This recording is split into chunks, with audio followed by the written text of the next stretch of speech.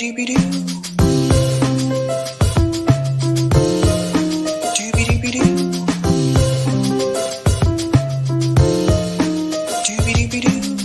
host, Sabrina Salvati.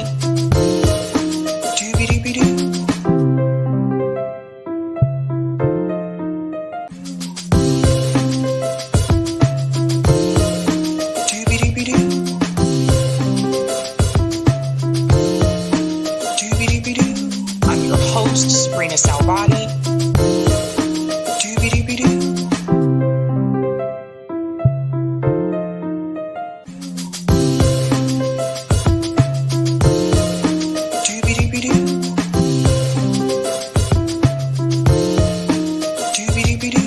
I'm your host, Sabrina Salvati. All right. Happy Thursday, guys. Welcome to Savvy Sabs Podcast. I'm your host, Sabrina Salvati. If you're new, I want to let you know that Savvy Sabs Podcast is a part of Revolutionary Blackout Network. You can catch me there on Thursdays for the JB and Savvy show. If you missed it today, check it out. We actually covered what's happening with Wendy Williams. It's a crazy story. And you can catch me here on Tuesday, Thursday, Friday, and every other Sunday. Welcome back, guys. Shout out to everyone watching on YouTube, Rockfin, Twitter, and Rumble. And we are back up in this piece, ladies and gentlemen. We have a lot to discuss tonight. So let's go ahead and give shout outs to people in the chat. What's going on, CBC voter? Says happy Thursday, Savvy Sabs. Happy Thursday to you as well. What's going on, Lee Ball, who's a Savvy member? Hey, Sabs, never really listened to Hassan, but as a chess player, I do rather like his shirt in the thumbnail. Interesting. Shout out to Michael Landis for becoming a Savvy member. Let's give Michael a big whoop whoop. Shout out to Miguel, says peace. Greetings, Sky Blue Jay. Happy Leap Day, Sabrina, Eric, and Savvy fam. You know, I forgot it was Leap Day. But since you brought that up, I do have a question. For those of you that are born during a leap year, when do you celebrate your birthday? Because obviously we don't have February 29th every year. Do you choose to celebrate your birthday on February 28th or March 1st? I've always been curious about that. Shout out to Desert Mantis, says Joe Biden, ? No. Hunter? Yes. Shout out to Sam, says Corn Pop will win Michigan. Interesting, Sam. I'm excited to see that poll, actually. I'm curious to see what you guys have said. What's going on? Hannah G said, I forgot about Hassan. Interesting. Shout out to Stefan, who sends teddy bear, the muscle, and a heart. Shout out. Greetings, Red 6 says, hello, Sabby. Happy Thursday. Shout out to Jack, says, hi, everyone in the chat. He's giving shout outs to, or she, I don't know. Giving shout outs to Miguel, Larez, me, Eric T. Red, and Desert Mantis. Shout out to Greg Bruce, says, I'm not even sure Biden will know what Michigan is in November. Shout out to Robert, says, free Palestine. Greetings, Silva, says, peace, Sabby love. Shout out to Snipey, says, comrade fam. Greetings, CM, says, hey, y'all. Shout out to Casey, sends solidarity and fire. Greetings, Dabby Dab, says, hello, fam. Shout out to, get down to Rodrigo. Rodrigo says, all these social Democrats, I said Democrats, man. All these social Democrats are going to throw Biden under the bus, then line up behind Gavin Newsom to shed responsibility of genocide. Yeah, I could see that happening as well, Rodrigo. Not sure it'll be Gavin Newsom, though, just because he's having his own issues. Shout out to Pineapple, says, hey, did we forget about the 30-day follow-up IS had? Obviously, they didn't comply. Is the UNSC going to do anything? Sanctions hashtag.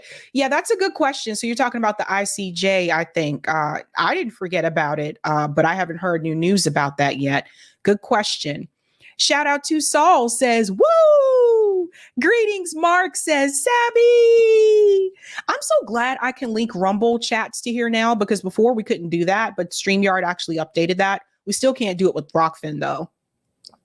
Shout out to Terry Hinton, says, hello, Sabby and chat. Happy Thursday.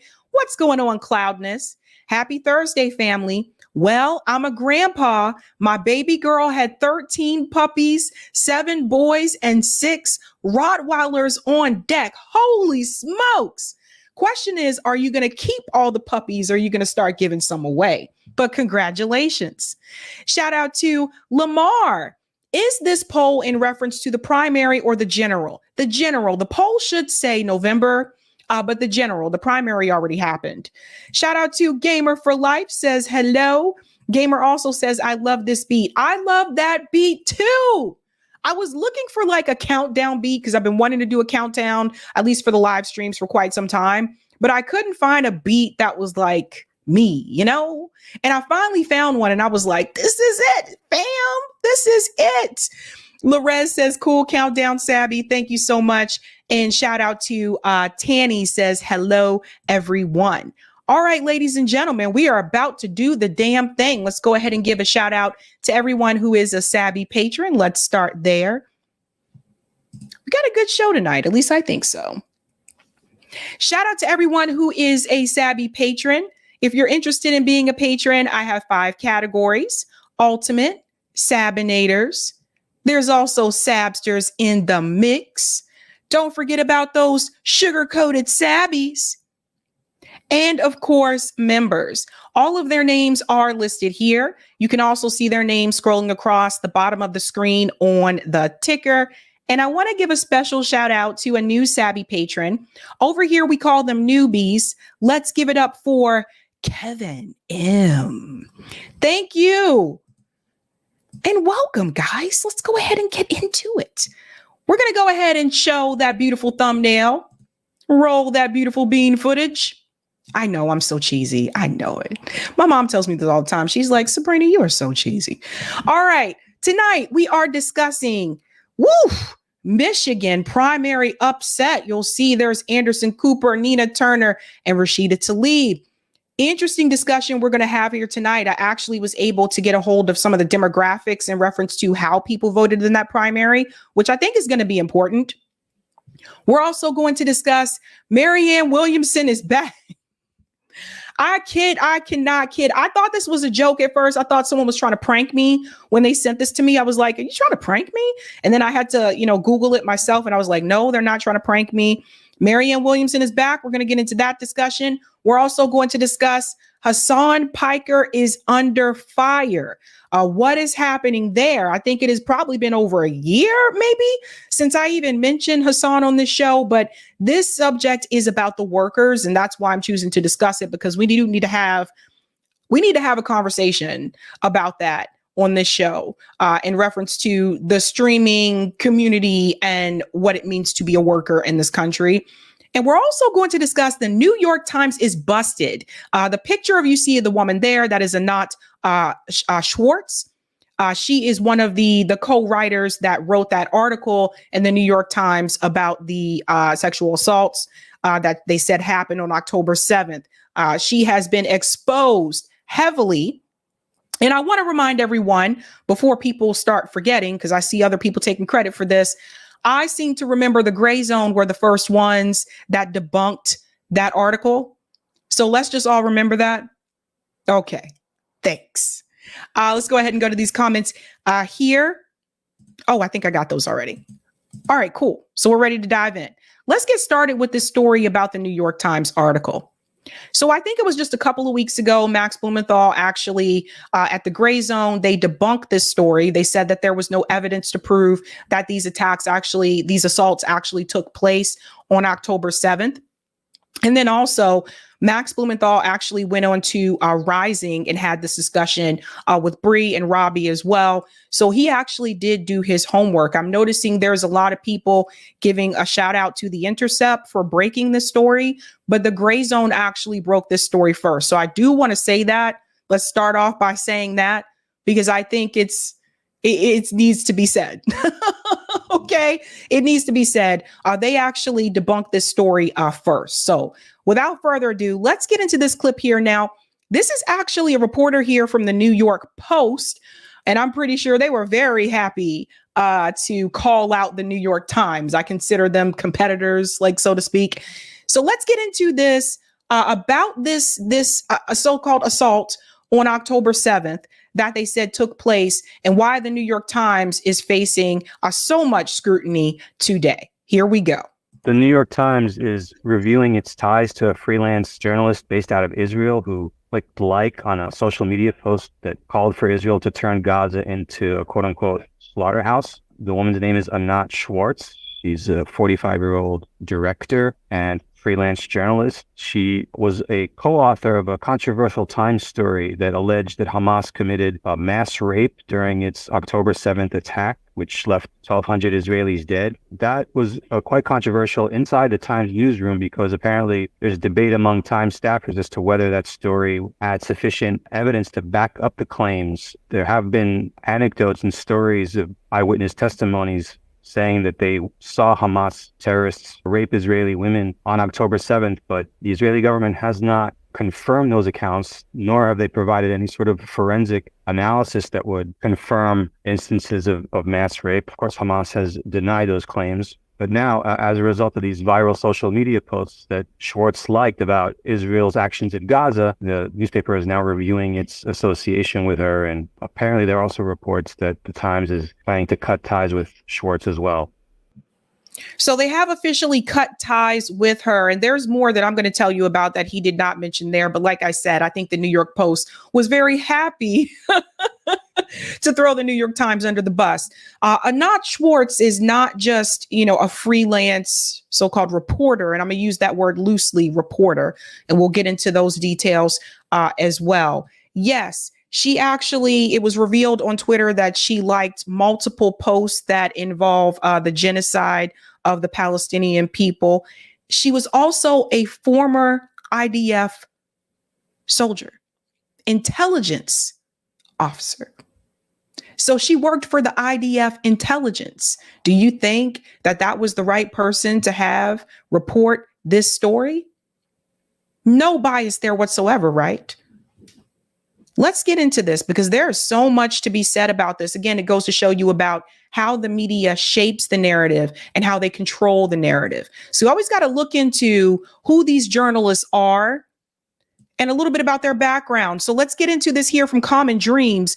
New York Times reviewing Israeli reporter who, move this thing out the way, liked Gaza slaughterhouse post. This is honestly veering on journalistic malpractice, and the New York Times owes its readers an explanation. Let's dive into this here.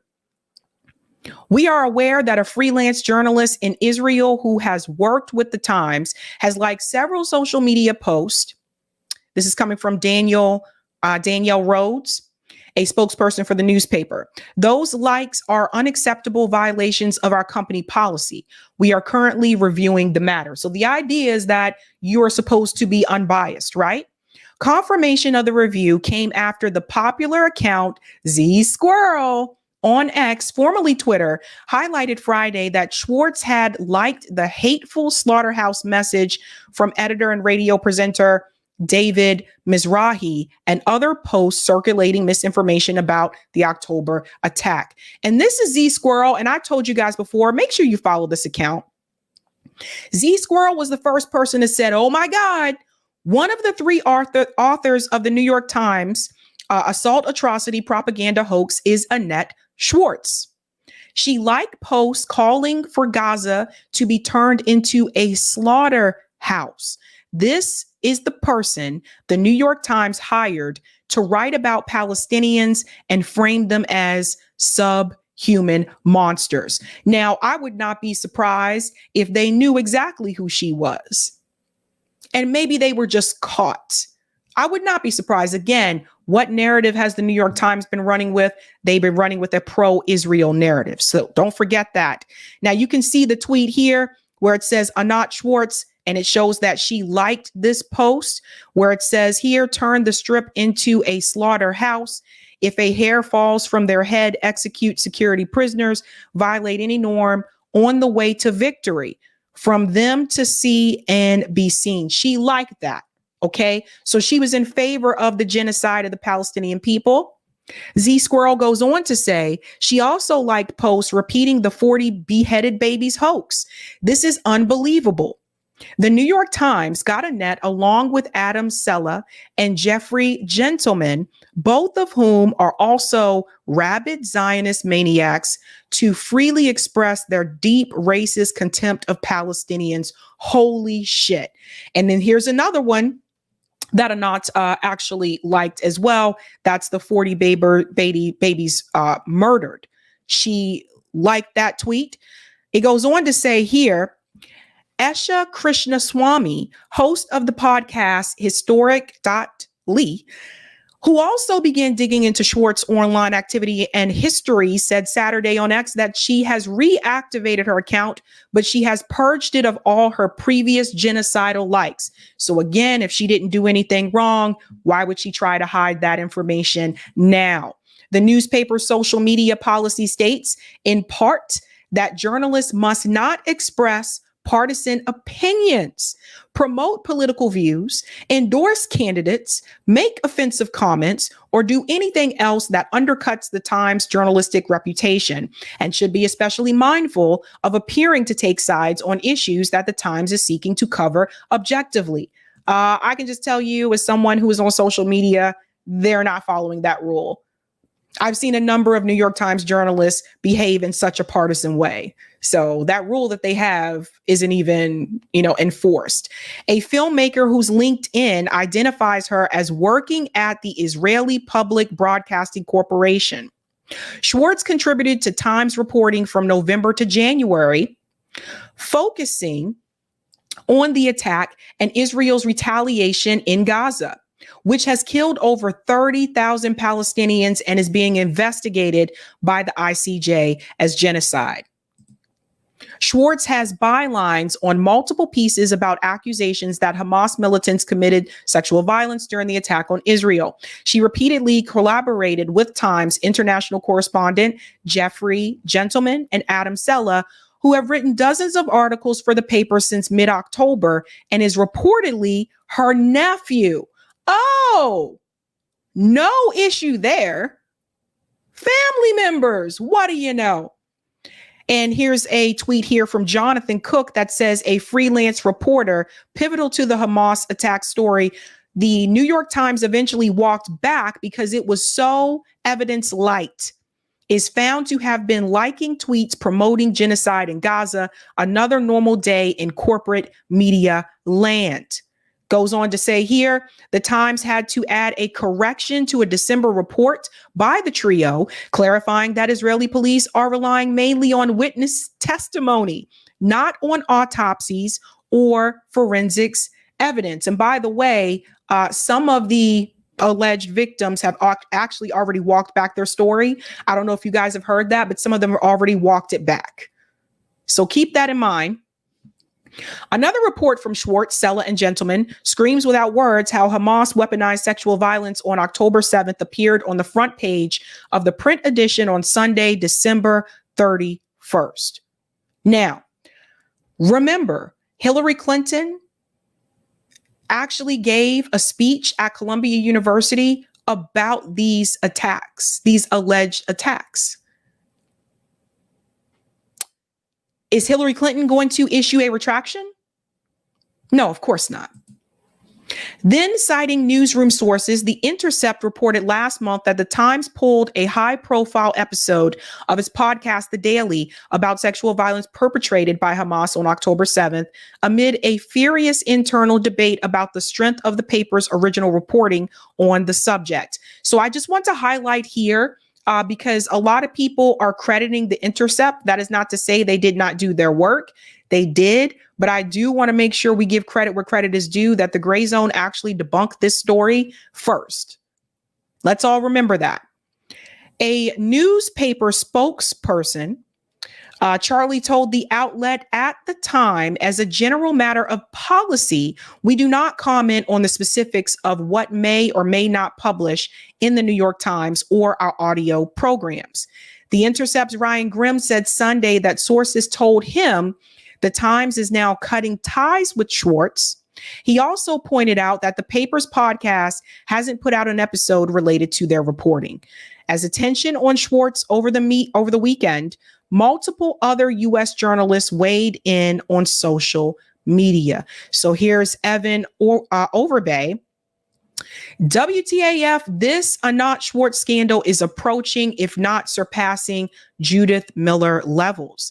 The fact that her reporting skewed public perception of the events on October 7th is appalling. This is honestly veering on journalistic malpractice, and the New York Times owes its readers an explanation. I sometimes joke, it's another good day not to be the New York Times public editor. But the organization could really use one right now to investigate on behalf of its readers. That's coming from Margaret Sullivan, who held the role for 4 years. Philadelphia Inquirer columnist Will Bunch, he wrote that as a veteran journalist, I know there are a lot of award-winning reporters who would kill to get their byline in the New York Times. But a filmmaker with zero experience shows up and gets on the front page covering the world's most controversial story. Something here is not right. So something that I do want to add as well, she did not have any reporting experience. And for those of you that have actually done journalism or you're a freelance reporter, you know how hard it can be to actually get your story published by a mainstream outlet. It's very difficult, right? Unless you already, you're seasoned and they know you and you have connections. But the fact that she had her story published on the front page and she had absolutely no journalist experience, all of a sudden she was labeled a journalist after October 7th. She was a filmmaker. Again, another way for them to control the narrative. The Times, like other U.S. dailies, has long been accused of anti-Palestinian bias, criticism that has ramped up in response to the paper's coverage of Israel's 4-month attack on Gaza. And here's a tweet here from Esha K. How does the New York Times report actual hunger and starvation in Gaza? Passive tense. And this is an example. Thirst and hunger grow in besieged Gaza amid Israeli bombardment. Residents wait in line for hours for bread and water, with fights sometimes breaking out. So, yeah, they talked about it in past tense. She goes on to say Israel deliberately blocking aid is reported with passive tense. See, inspections, bottlenecks, and safety concerns hinder Gaza's aid. Obstacles at 2 border crossings are exacerbating a growing humanitarian crisis, according to 2 U.S. senators and officials with the UN and other groups. So these things have been very revealing here. And I want to show you a little bit more about Anat that I think that you should see. And I even pointed this out on Twitter as well. I said, I seem to remember the Gray Zone debunked the New York Times sexual story early on. How does the New York Times hire a former IDF member to cover the war in Gaza? Easy, to spread propaganda. Now, I am incredibly glad that I took a screenshot of this, because I'm going to show you what her wiki page looks like now, and it is different. Now, this is her wiki page here. Actually, I'll leave it back how it was because it's bigger this way. So it says Anat Schwartz, right? It says is a film director and reporter. So this is what her wiki page previously said. Reporter. Schwartz was born in Haifa and grew up in Ramat Afel.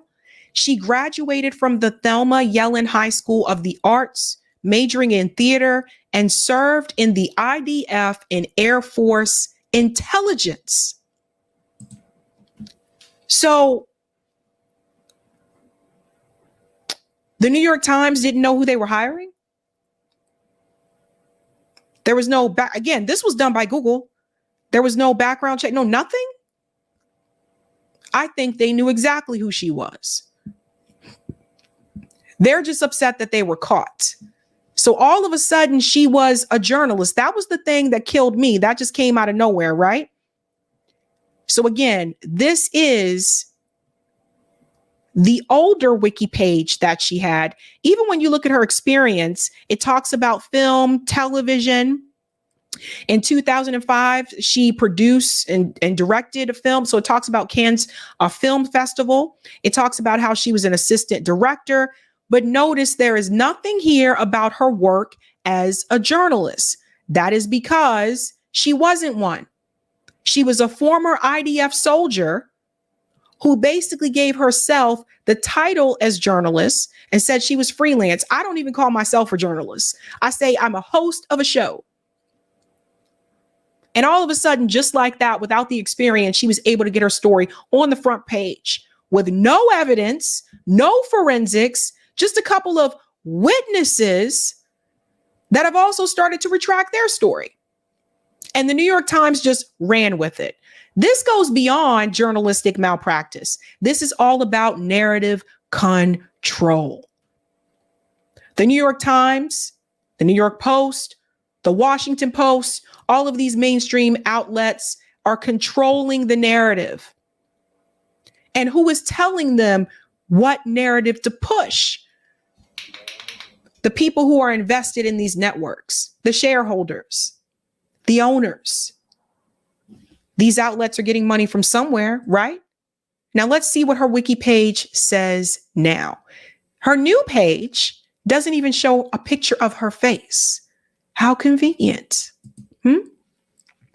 Now, when you search for Anat Schwartz, it says she's an Israeli film director, content data analyst, and writer. So we went from she's a film director and reporter to she is a film director, content data analyst, and writer.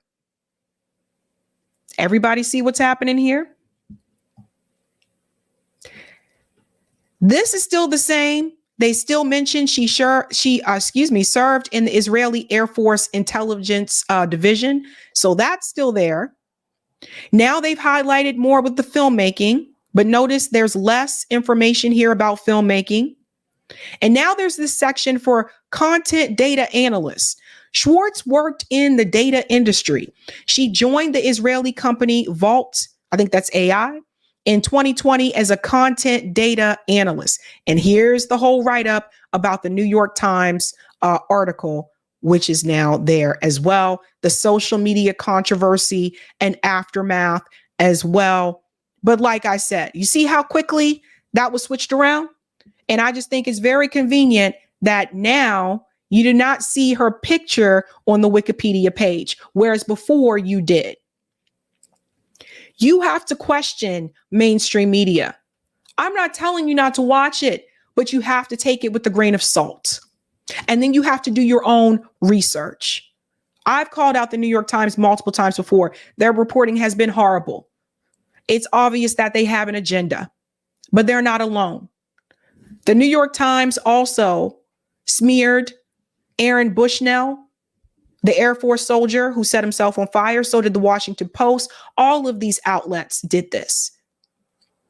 The narrative control is to support Israel and to make Israel appear in a positive light, even if that means that you have to hire someone who is a former IDF soldier who lied about being a journalist, had no journalistic experience, who was actually a film director, former IDF soldier, and you get them to create a story for you without any forensic evidence in reference to sexual assault.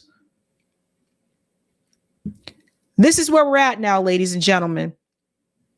The times have changed. Gone are the days of reporting that my parents were used to and my grandparents were used to, where people would actually hit the street, get real evidence, and report the facts, just the facts. All of these outlets have a partisan sway, all of them. They can say that they don't, but they do. So she has been called out, and the Gray Zone were the first ones to debunk that story. And it's a good day for independent media. All right, let's go to some of the comments here. No Shamrock says, we love the Gray Zone in Ireland. See? You're all the way out in Ireland. What's up? Thank you for the super chat, New York Varsity. Did Max Blumenthal call it or what? Remember who lit the match, people. Yes. I want to remind everyone again, I see The Intercept taking credit for this. The Gray Zone actually covered this first. Thank you for this as well, New York. Well, at least the crosswords still rock. LOL. Thank you, Troy. Sure, let's believe the New York Times, the same organization that has lied us into all these other wars. Not exactly. I'll take that comment that you have down there, the Rumble rant. All right. Thank you, Goo, for the Rumble rant. Better question. Is Hillary going to mention recent UN reports that IDF are sexually assaulting Gazan women and children? She won't. She's also a part of the controlled narrative. But great question. And now we're moving on to another crazy narrative. If you have not heard by now, it appears that former presidential candidate Marianne Williamson has decided to unsuspend her campaign. Before we get into this story, if you haven't had a chance to do so, go ahead and smash the like button. If you're new, don't forget to like, sub, and share. It was just last month. Actually, no, it was just a couple of weeks ago. This month, we haven't gotten to March yet, where Marianne Williamson decided to suspend her campaign. And now the tide has changed. Given the results from the Michigan primary race, I often, I wondered, is this the reason why Marianne has decided to unsuspend her campaign? Well, you're actually going to get a chance to hear from her. She actually did an interview already where she discussed exactly, why she decided to unsuspend her campaign and why she decided to go through this again. Let's go ahead and get to this clip, and I have so much to say here. Because of that Michigan primary and the fact that Joe Biden ran away with it, but another candidate that was still in the race was clobbered by a candidate who dropped out of the race. Well, that candidate who dropped out, Marianne Williamson, has now unsuspended her campaign, saying she's back in it because she said that after looking at the results, Joe Biden could not defeat Donald Trump, who she has repeatedly called a fascist and a juggernaut of a dark, dark vision. Let's put it down there as a maybe on Donald Trump. Bottom line. Pause here. So Marianne is saying that, after getting a look at some of these poll races, that Joe Biden cannot defeat Donald Trump. But Marianne is not going to defeat Donald Trump either. That's why I'm a little bit confused. Because the reality is the Democratic Party, they've already decided that they're not going to give these delegates to Dean Phillips or to Marianne Williamson. I don't understand what this means. I don't understand why you would come back and go through this again when the DNC has already rigged this against you, which I predicted they would do from day one, by the way. And to me, it's just like, it's a waste of money. It's a waste of money because instead of jumping back into this race, why not rally your supporters and say, let's start donating money to this mutual aid organization. Let's start donating money to build clinics in these communities that don't have hospitals and desperately need clinics. Why not do something like that? Why have people donate money again to get back into a race that you already know the DNC has already rigged against you? This is very strange to me. And she's back in the race. These candidates who suspend their campaigns, the benefit of doing that is you can always unsuspend them. So she is back in the Democratic race for president. The implications of all of that with Daniel Lippman, the Politico White House and Washington reporter. Daniel, I don't like to get you just sort of barrage you with these late developments, but we are reminded of the slim chances Marianne Williamson has notwithstanding, the candidates who suspend their campaigns don't drop them, they just suspend them.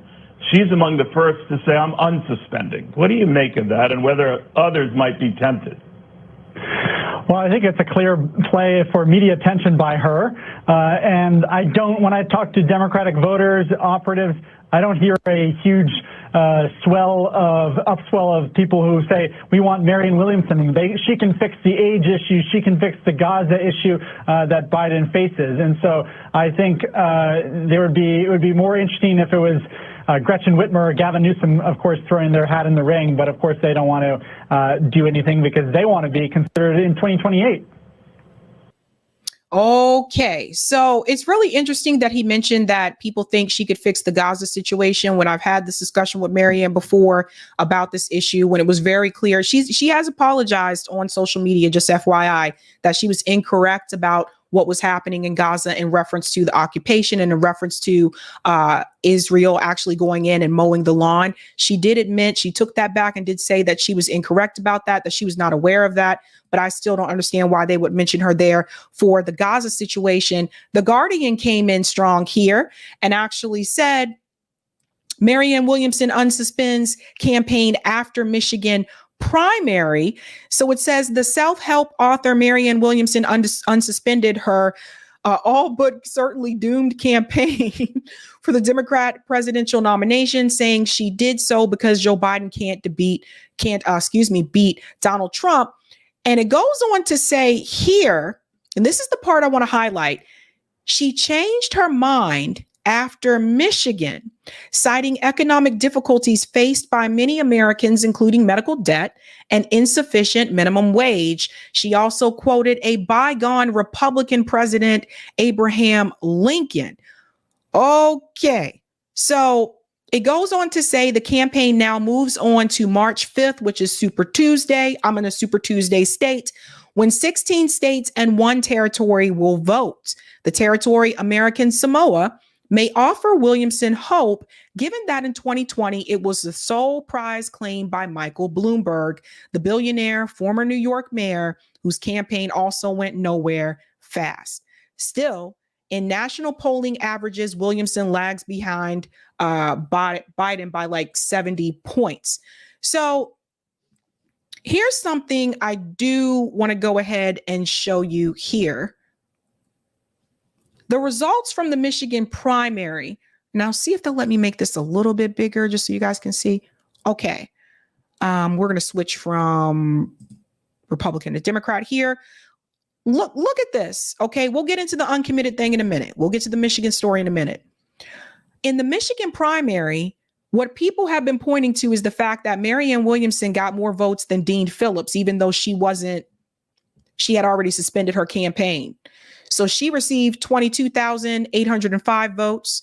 Dean Phillips received 20,600 votes. So people are wondering, is this the reason why she decided to jump back into the race? Well, she actually answers that question. She actually had an interview with Newsmax where she responds to that. Listen to this. This is very strange. I had decided to make this change even before Michigan. But the uncommitted vote is interesting in that if you put the uncommitted vote together with my numbers, together with Dean Phillips' numbers, it is obvious that there are many Democratic voters who are deeply concerned about the president's, not only his policies necessarily, some yes, some no, but also his ability to beat Donald Trump in 2024.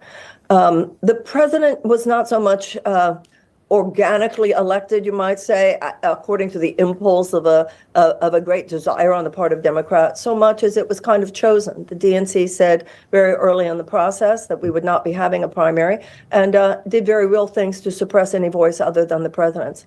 This is wrong, and it has left us, number one, not having the conversations we should have been having, in contrast to the Republicans who have had a robust primary. But also, it means that we're not having the conversations that we most need to be now in order to win in 2024. Let's pause there for just a second. I don't buy this. I don't buy that. So her campaign was suspended, I believe it was February 9th. Today is February 29th. So you mean to tell me within 2-week span, because she said she decided to unsuspend her campaign before the Michigan primary results. So you mean to tell me after you suspended your campaign within that 2-week span, all of a sudden you were like, oh yeah, I'm going to go ahead and come back? Or did someone ask you to come back? Because I wouldn't be surprised if someone actually approached Marianne and they asked her to jump back into the race.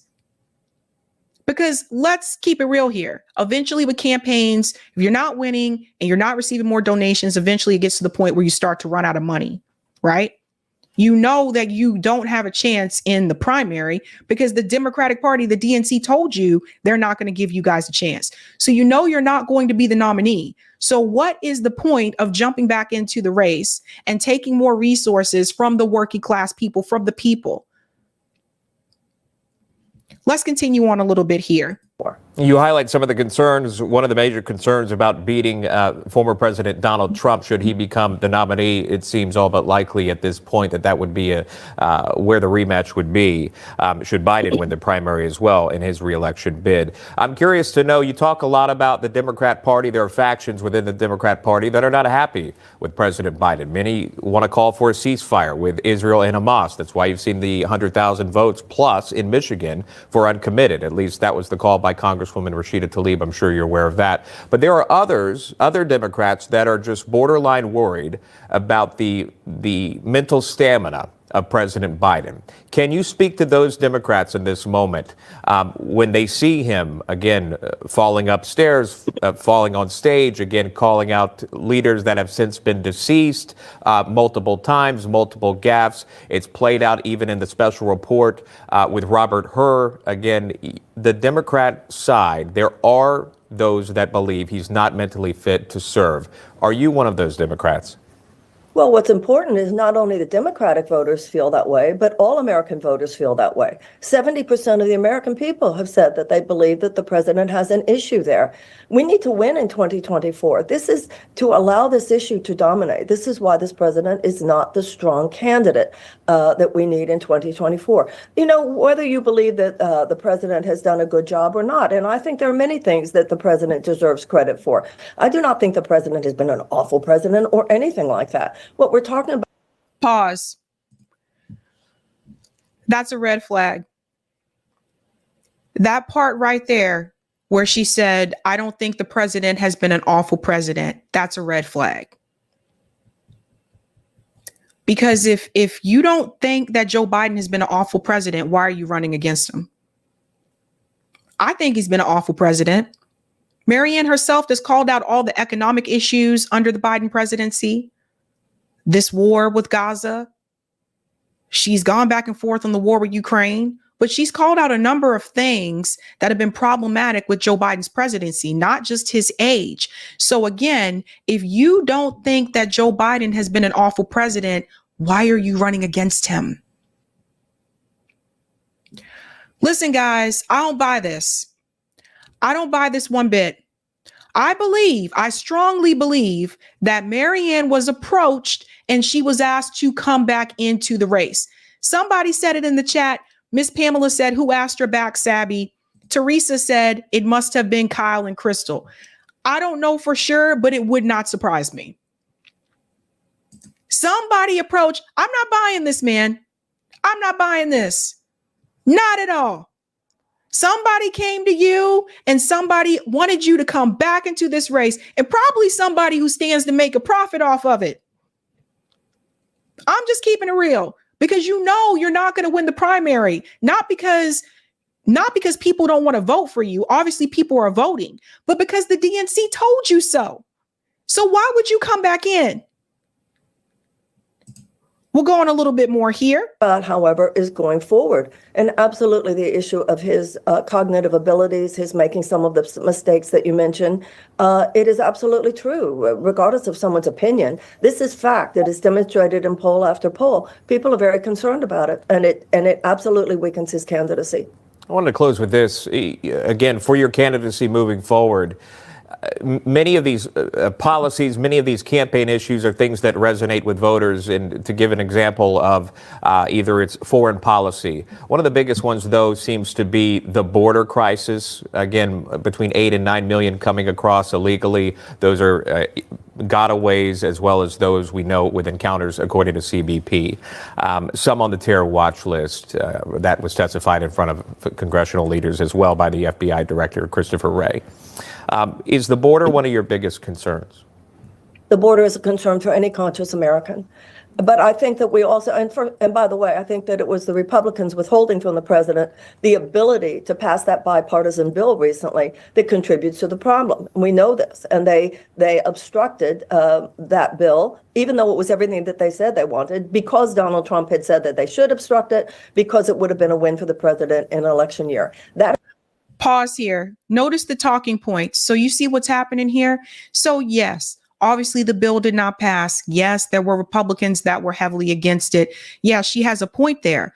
But this issue with the border started under Joe Biden's presidency. The influx that we have now. Now, don't get me wrong. There's always been issues with the border. But what they have been reporting with the numbers now, that happened under Biden's presidency. Joe Biden wouldn't have needed to even have passed any legislation if he wasn't allowing people to come in anyway. And I said this before, and some people push back on me for this, but I said this before. He wanted them to come here. He wanted them to come through. You guys see all of the companies where employees have been going on strike and they want more money. You guys see people walking off the job. You guys hear all these stories of all these different companies that are saying they got all these open jobs and nobody will come in and fill them. He wanted it to happen. If he didn't want it to happen, he would have taken care of that beforehand. Joe Biden didn't start his presidency yesterday. He started in 2021.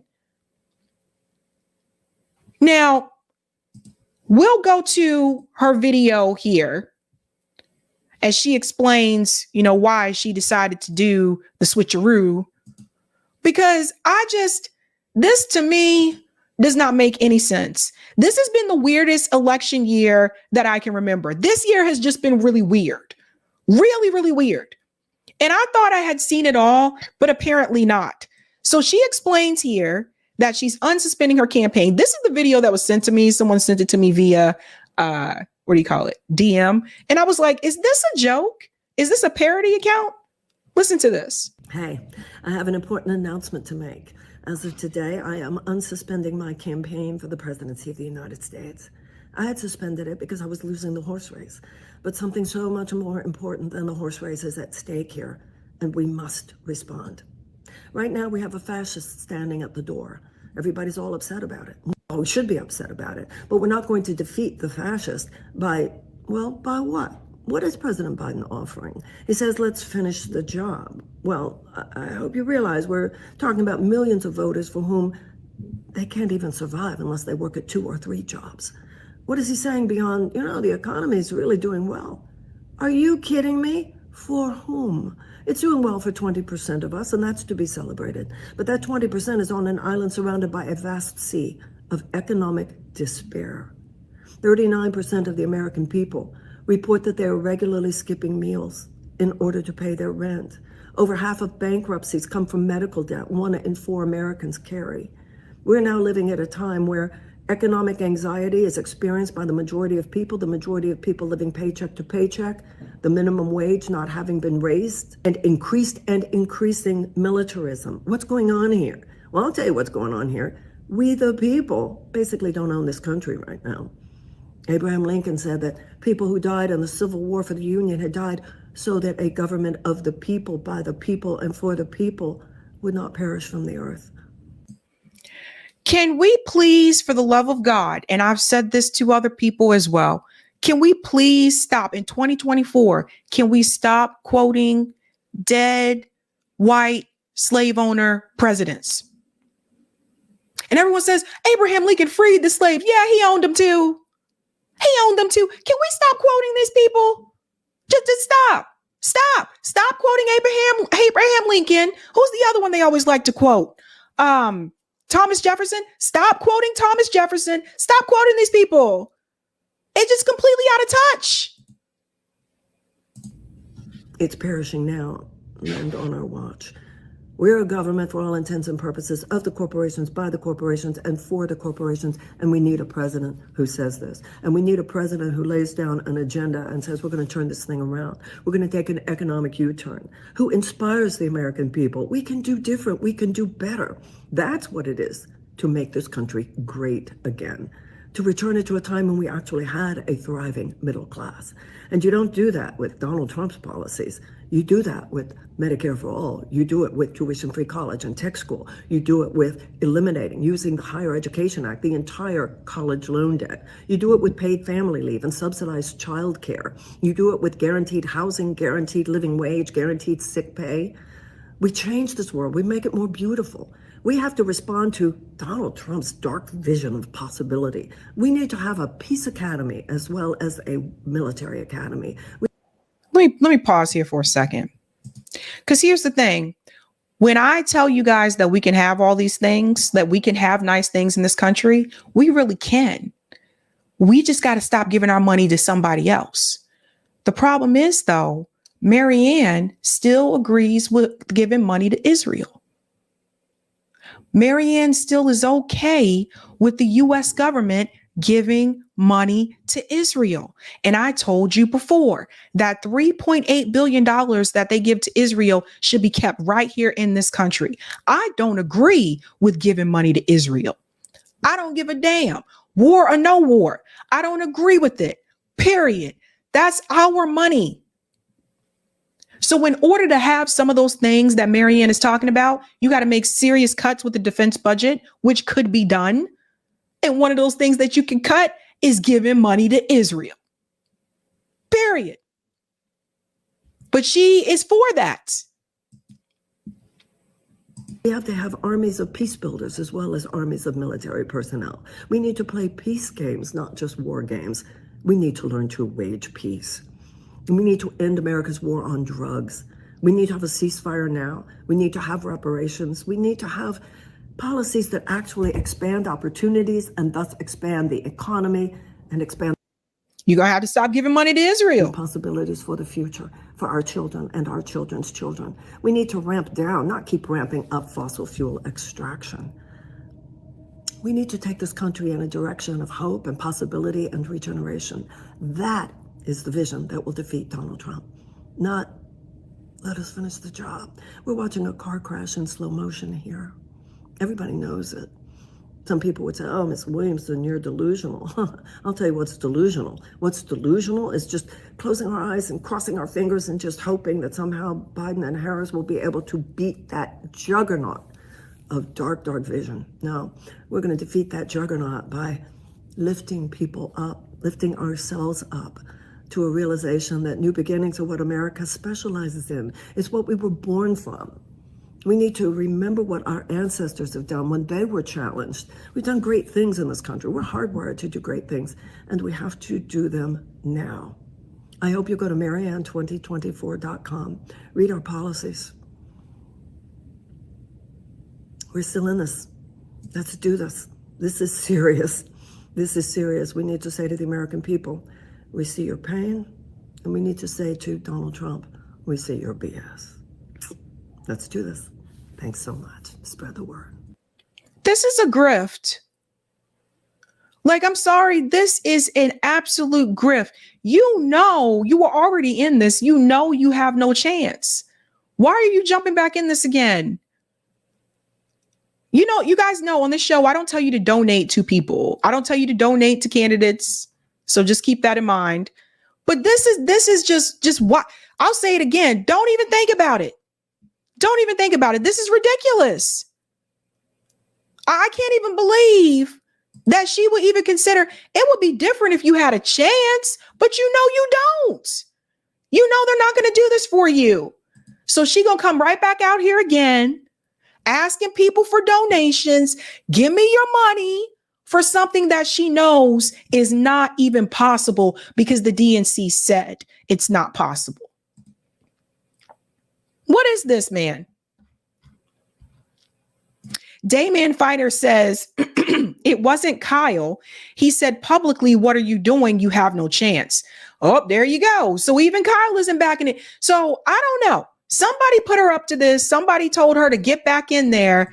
I don't know if Marianne may have been offered something. I wouldn't be surprised. You never know what's happening behind the scenes, but something is up. This is just crazy. Let's go to some of the comments here. Thank you, New York Varsity. Do you know what happens when unspent campaign money It is kept for a future run, maybe. Is it refunded to the donors? Never. Or given to Biden? That's a good point.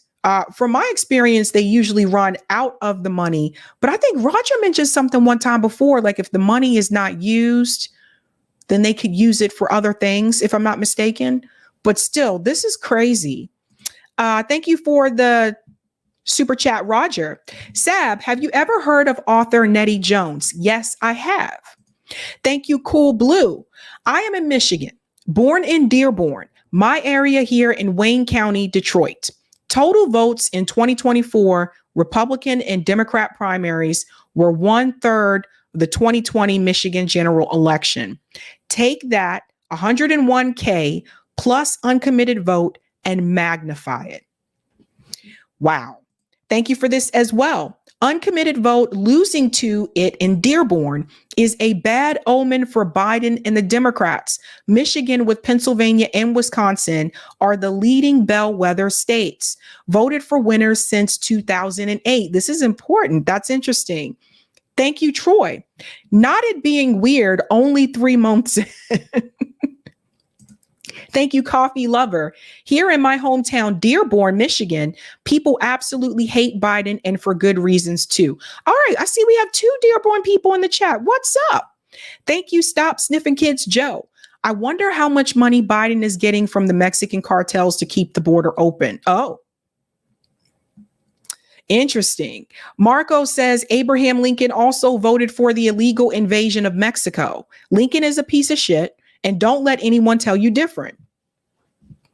Thank you for the super chat, Janine. The smugness of this chick. Never liked her since she was filmed going off on black folks at a town hall forum. Random love the shirts. I see you, girl. Oh, thank you. And thank you, Nas M. Sabrina, Haley is in the race because she is bringing in more money. Williamson is doing the same. Here you go. Thank you, none of your business. She's counting on Biden not alive. And thank you, Ibram. Why run if you say Biden has done a good job? Exactly. Interesting times. Speaking of Dearborn, Michigan, we are moving on to the uncommitted votes in Michigan. Man, I know that they were hoping for 10,000 uncommitted votes, but they ended up actually receiving over 101,000 uncommitted votes. That is huge. They considerably exceeded their expectations. Imagine hoping for 10,000 and getting 101,000. That is insane. But it all started with this idea of having an uncommitted vote protest. Now, I told you guys before, the strategy of this is basically to get the voters to vote uncommitted in the primary and to push Joe Biden to call for a ceasefire. Then in November, they would vote for Joe Biden. So the strategy that Rashida Tlaib was a part of with Listen Michigan was not to get the voters to vote uncommitted in the general election. She's still trying to keep them in the Democratic Party. That's the important piece I want people to understand. And I said, if you're going to go for this, go all the way. If you're going to go big, go big or go home. That's what I said. But let's start with this clip here. We have a lot to discuss in reference to that Michigan primary turnout. It is wild out here. When 74% of Democrats in Michigan support a ceasefire, yet President Biden is not hearing us. This is the way we can use our democracy to say, listen to Michigan. Listen to the families right now that have been directly impacted, but also listen to the majority of Americans who are saying enough. No more wars. No more using our dollars to fund a genocide. But Congresswoman Tlaib wasn't alone among voters using their vote as their voice in today's primary. I want President Biden to take us seriously, talk about the subject more seriously. I'm hoping that it will tell the Democratic Party that they are making terrible decisions. I voted uncommitted to let Joe Biden know that we do not support genocide. I'm not so happy with how our government is running the foreign policies. Just the fact that over 10,000 children have died in Gaza. It's unnecessary and needs to be stopped. There should be a ceasefire. No candidate will receive our votes if they continue to support genocide in Gaza. Joining me now is former Michigan Congressman Andy Levin and Dana Williams, Dean of the Graduate School and Professor of African American Literature at Howard University. Thank you both for being here. I would normally do ladies first, but I do want to go to you first, Andy Levin. Talk about this protest vote. How large do you expect it to be? And what is the message that's being sent to President Biden? Is it not getting these votes in November or something else? Hi, Joy. Well, it's great to be with you. The message is that we need this horrible war to end right now. People here are so upset about it. Yes, Arab Americans, Muslims more broadly, people of color, young people, a lot of the president's base, we're just beside ourselves here at the carnage in Gaza. It has to end, and that's the message they're sending. There are over 8 months, Joy, between February 27th and November 5th. So we're not talking about November 5th now, but I'm very worried about November 5th if he doesn't change course. So this is a huge message to him to change course, because you cannot get reelected as president of the United States without winning Michigan, and you can't win Michigan with this many of your base members upset. So what I have said before is I think you need to go a little bit further than this, like not just say vote uncommitted in the primary and hoping that Joe Biden will do the right thing. I've been saying this from day one, that you should vote uncommitted in the general regardless. I want to be very clear. You should not, if it was me in Michigan, you should not vote for Joe Biden in the general election, period, at this point. Too many people have died. There's been too many lies that have been told, whether it's the media, whether it's Joe Biden himself with the beheaded baby story. Too much has happened. At this point in time, asking for a ceasefire is too little. The Palestinian people need to have the right to return. The Palestinian people need to have self-determination, and there needs to be equality for Israelis and Palestinian people. The ceasefire is just the bare minimum. You have to think about what is going to happen after that. So the Palestinian people need to have equality, and they need to be safe. We hear all these stories about Israel says they don't feel safe. The Palestinians need to feel safe. And they don't. So to go all the way, are we going for, if we're using a sports analogy here, if we're playing football, what do you want? You want to go from the 10-yard line to the 30-yard line, or are you trying to get a touchdown? I'm trying to get a touchdown. So you need to ask for everything that you can right now, not just the ceasefire. Make those demands and stick to those demands. But regardless, you should not vote for Joe Biden in the general election. Screw that. He don't deserve your vote. He gave Israel the weapons and the money to slaughter your people. And you want to say, oh, do these things and do this little thing and then I'll support you in the general. Don't support him at all. Don't support him at all. I've said this before. Maybe the Democrats need to just lose. Maybe they need to fall on their ass. That's what I think needs to happen. We'll go back into this clip here. And very quickly, what do you guys expect? Do you have an estimate? Because I know 10,000 votes was the goal, but there have been protest votes in every primary. It happens all the time. What would be considered victory for you all? I think. Listen to what she just said. There's been protest votes in every primary, right? Okay. But I'm going to show you the difference of what those protest votes have been in Michigan compared to the primary that just happened, because she's not going to tell you. So I'm going to show you. 10,000 votes is great. I think we're now expecting to get at least one uncommitted delegate to the convention. And I think there may be more than that. In Michigan's rules, if you get 15% of the vote in a congressional district, you get one delegate. So yeah. I think it's going to be a very successful night tonight. I'll tell you what, Joy, My biggest fear is not that so many people come out and President Biden, it's seen as like, oh my gosh, so many people are voting uncommitted. My fear is that people stay home and he doesn't get the message because I don't think he can win in November here unless he changes course.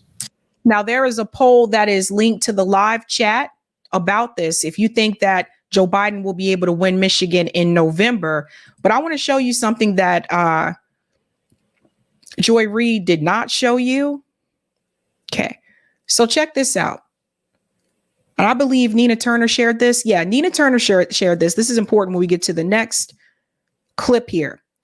Michigan. In 2012, there were 20,833 uncommitted votes. In 2016, 21,601 uncommitted votes. In 2020, 19,106 uncommitted votes. This week, there were over 100,000 uncommitted votes. She said, if that's not a message to this administration to wake up, what is? So when Joy Reid tells you that there's always protest votes, not to this magnitude. And she leaves that out conveniently. And you can see the results for yourself. This is crazy. In Michigan, even though Joe Biden won the Democratic primary by 81%, over 101,000 people voted uncommitted. That's 13.2%.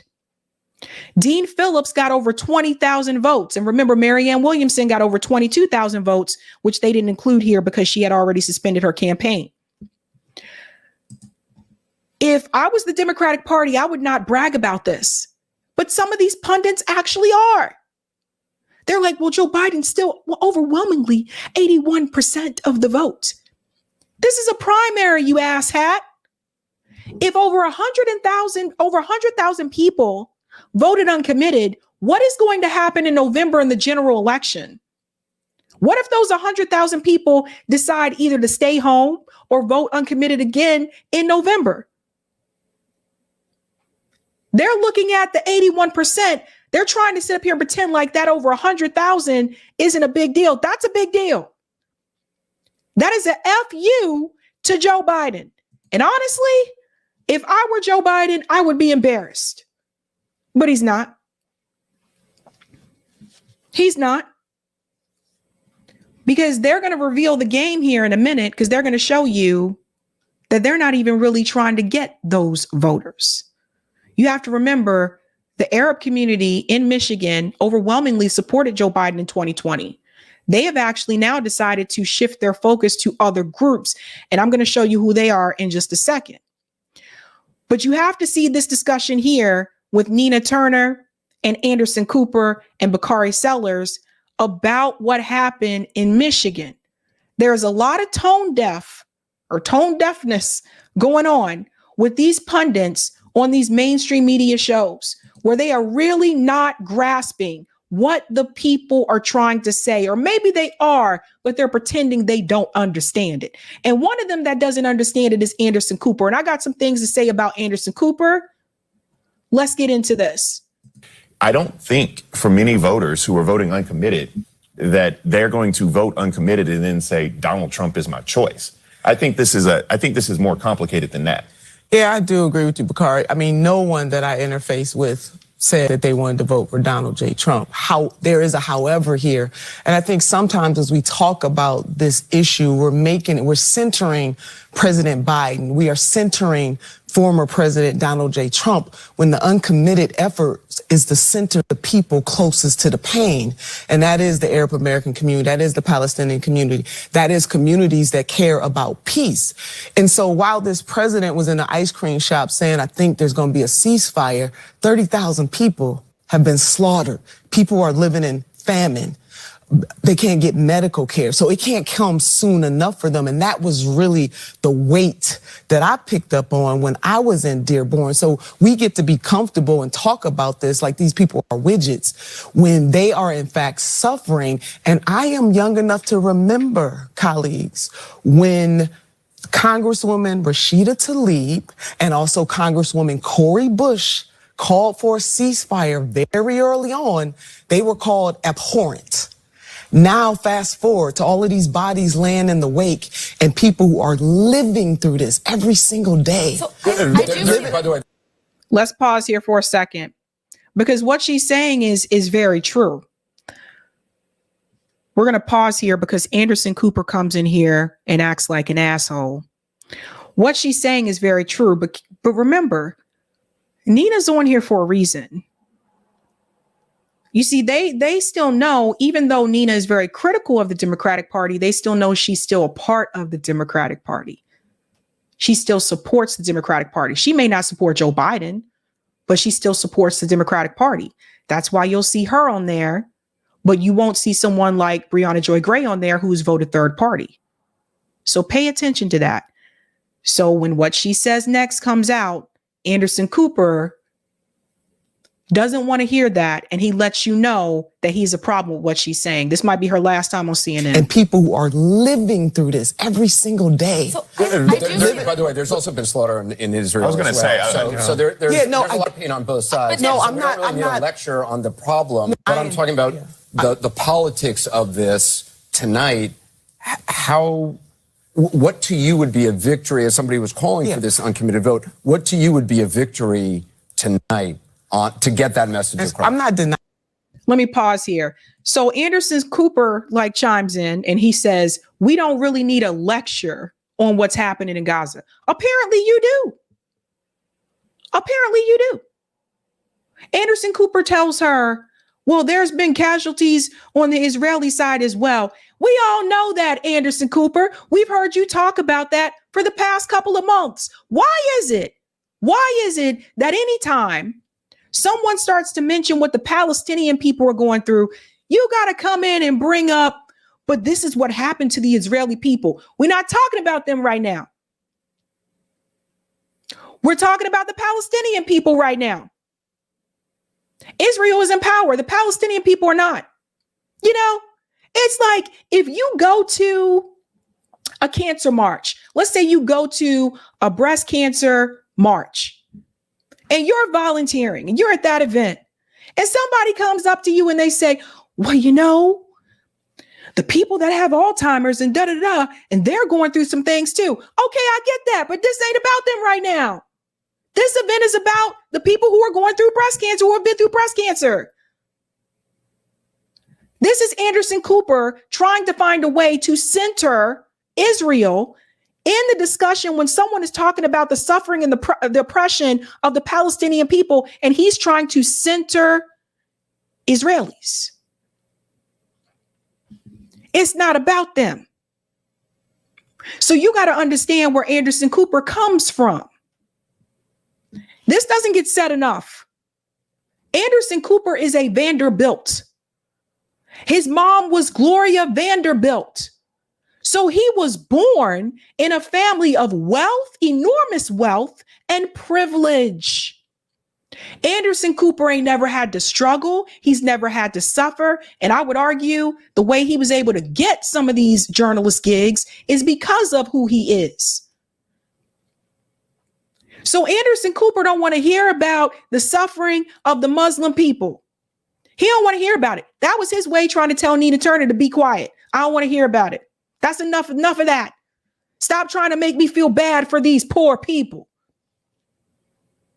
You literally have a Vanderbilt sitting there on the panel who does not want to hear about the oppression of the Palestinian people.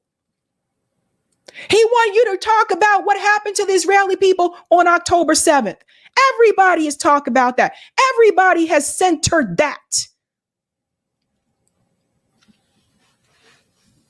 But right now, that is not the discussion. And this is what you have. This is what you have with people like him. Never forget that, ladies and gentlemen. When you see these people, a lot of these people that are on these panels on CNN and MSNBC and Fox News, ask yourself how they got there. Where did they come from? Most of them went to elite universities or they come from elite families. So Anderson Cooper has some nerve to sit up there and be like, I don't want to hear, don't give us a lecture on Gaza. No, you be quiet, Anderson. How about you don't give us a lecture from your teleprompter, okay? How about you learn how to use your own brain and your own thoughts instead of just reading words that were written for you by the studio execs? How about you do that, Anderson? A goddamn Vanderbilt. That pain. All I'm saying that at a certain point after October the 7th, it becomes clear. I mean, you have a right-wing prime minister. Right. We don't need to read the issue. But you understand, I'm not denying anybody's pain. What I am saying is that this president and our country has the power to say. Did you hear? See, he tried to do it again. Right here. We don't need to hear it. See? Comes clear. I mean, you have a right-wing prime minister. Right. We don't need to read the issue. But you understand. See that? We don't need to hear it. I'm not denying anybody's pain. What I am saying is that this president and our country has the power to say to Netanyahu, we need a permanent ceasefire. The only time hostages, reason, though, if I can push back here, one more point. The only time hostages were released is when we had that brief ceasefire. That is another reason why we need a permanent ceasefire. I also have to remind people we had a ceasefire prior to October 7th, right? I mean, that's a point. And I get centering people, and I completely understand that. But I think, Anderson, your point is valid as well, that there is a lot of pain to go around, and we cannot forget that. But I'm talking. Here comes Bakari Sellers. Uncle Tom sell out Bakari Sellers to back up Anderson Cooper. That's why Bakari Sellers is in the spaces that he's in. That's why he gets the opportunity to constantly come onto these shows. Now, Bakari Sellers, let me show you how people work, okay? Bakari Sellers was a part of Nina Turner's campaign. What? Bakari Sellers, who smeared the Bernie Sanders movement and campaign, ended up being a part of Nina Turner's congressional campaign. And whose side does he take here? Does he take the side of the oppressed people? No, he sits up here and he backs Anderson Cooper. Boy, I tell you. About tangible solutions. That's what I'm. And as we look at because we can debate and talk about this on a level of humanity, which we cannot forget. But we also have to look at the results from tonight. And what I'm saying is that there are tangible results this White House can deliver. And I think if they're able to deliver, now if they miss, then you have a totally different scenario. And here's the reality, if I may briefly defend Joe Biden, there hasn't been a day since October 7th that he hasn't been working around the clock, his National Security Council, his State Department, with the Qataris, with the Israeli government to try to come to a cessation of hostilities. I mean, he thinks the president is also the president of Mexico, but that's okay. They do have a massive messaging problem, though. They have allowed this. That's a damn lie. He hasn't been working around the clock to come to some type of ceasefire. Joe Biden was just recently on Seth Meyers' show and said that he was a Zionist. So how dare you sit here and tell the American people this lie? Because that's what she's paid to do. All of these pundits on this panel, this is what they are paid to do. Lie.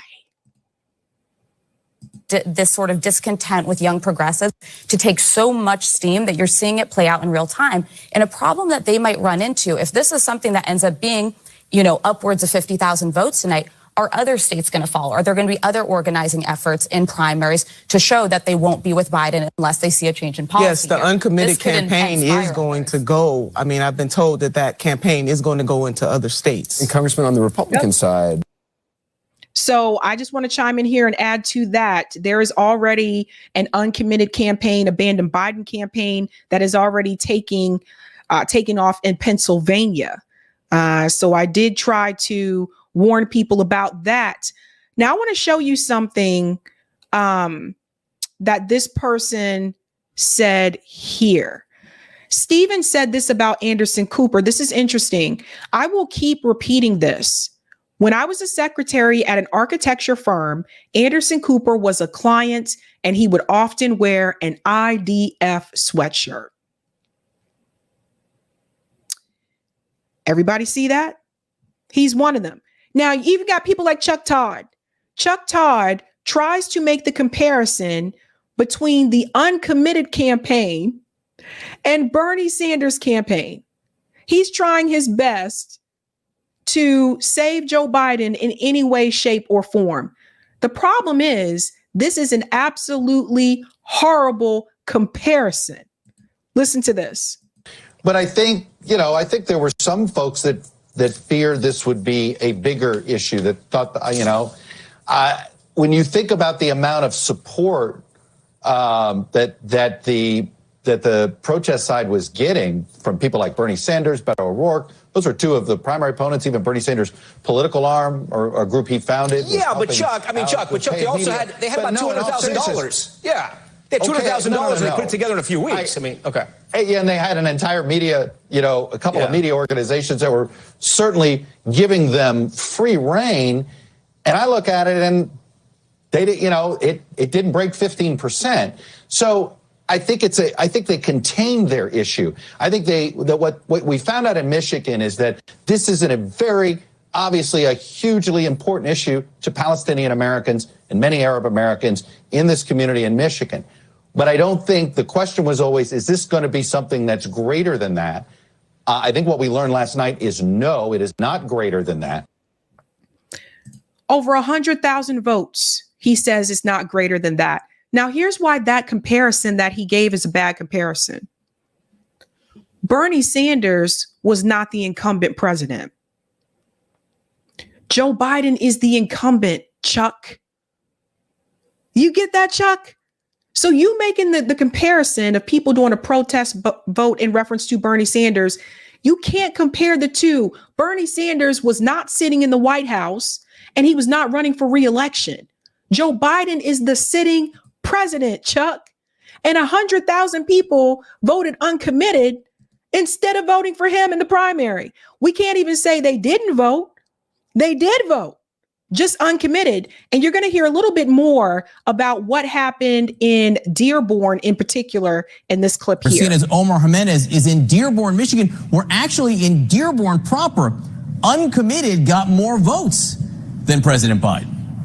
That's right. I mean, look, here in Dearborn's home to one of the largest Arab American communities in the country, and the Vote Uncommitted movement was led by Arab American activists over their disagreement with how President Biden is handling the Israel-Hamas war. And as you mentioned, yes, when you look at unofficial results coming from the city of Dearborn, Uncommitted beat Joe Biden 56% to 40%. Now, that's within...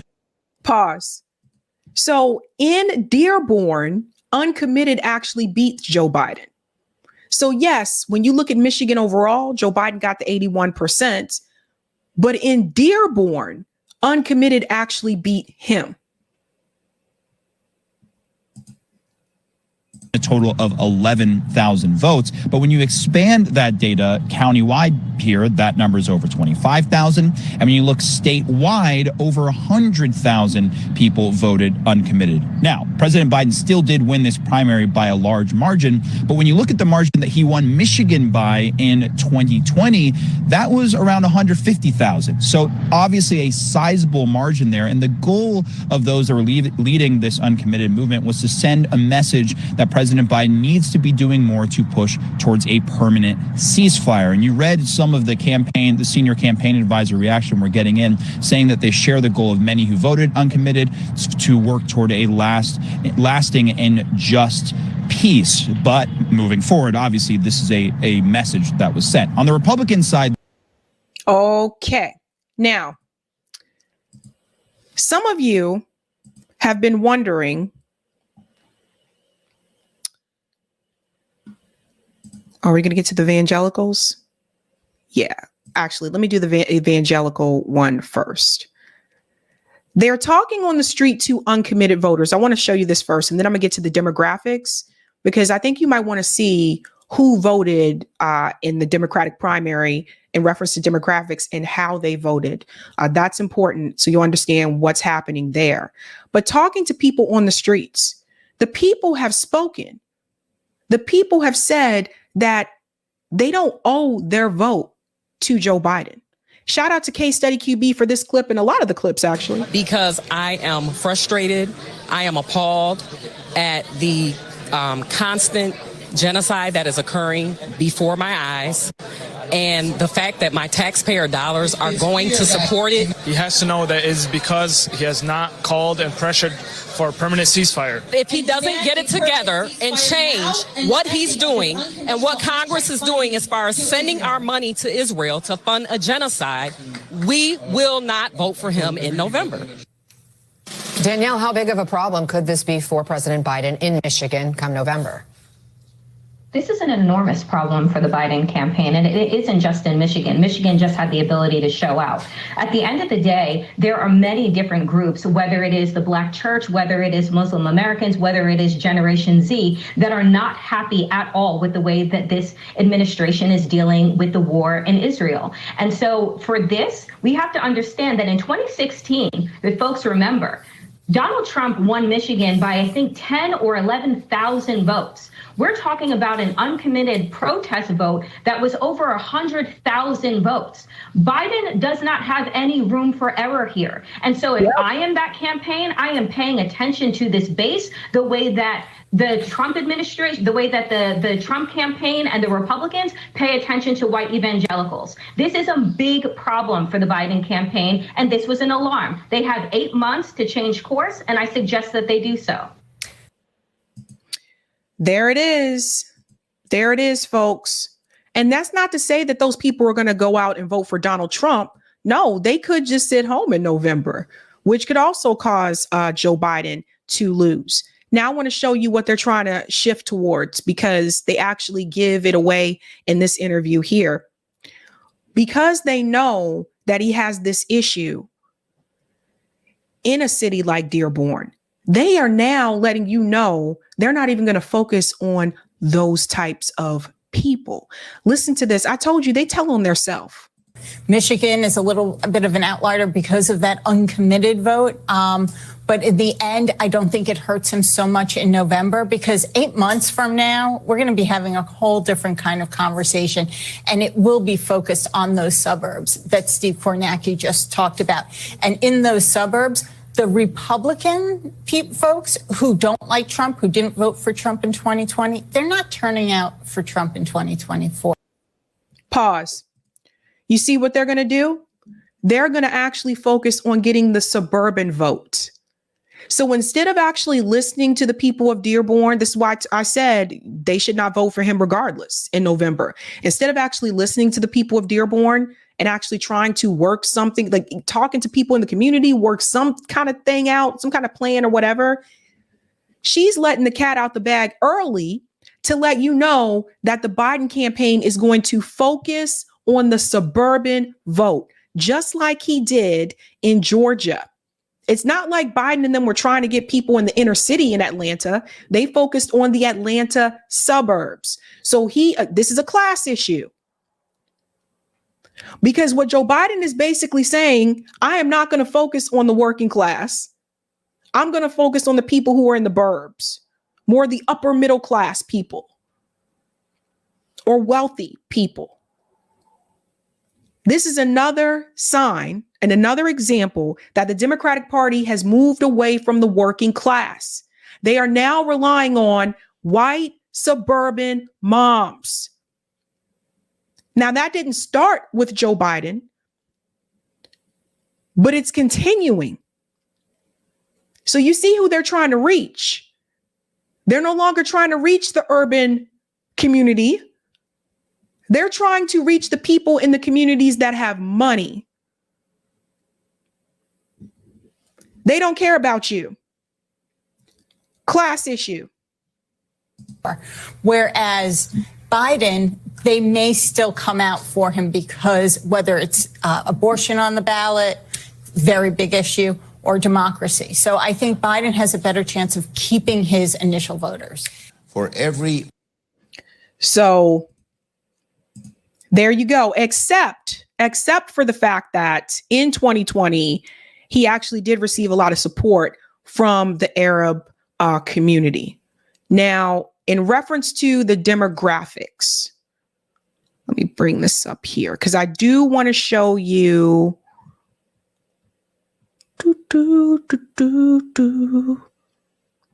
Here it is, the demographics breakdown.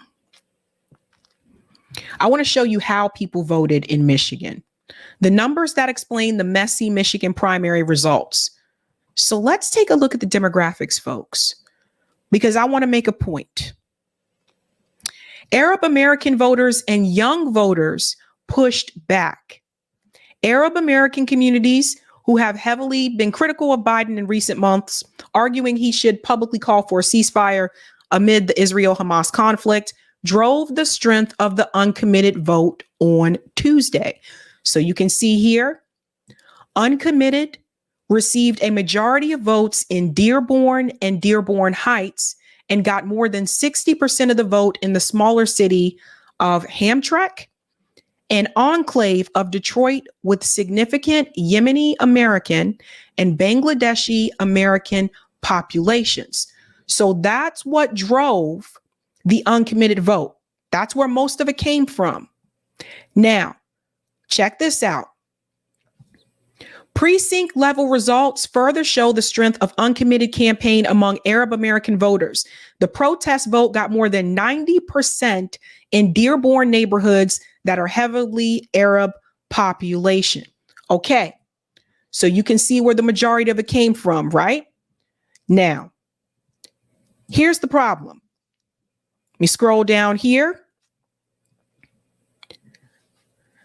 Uncommitted had few other strong points and was weakest in majority Black areas. This is going to be the problem.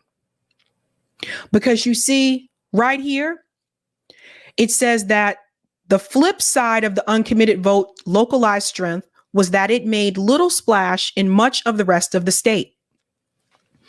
Outside of the strongholds of Arab American young voters, uncommitted received comparable numbers Tuesday to the 10% of voters who voted uncommitted in 2012. And then President Barack Obama was running as an incumbent.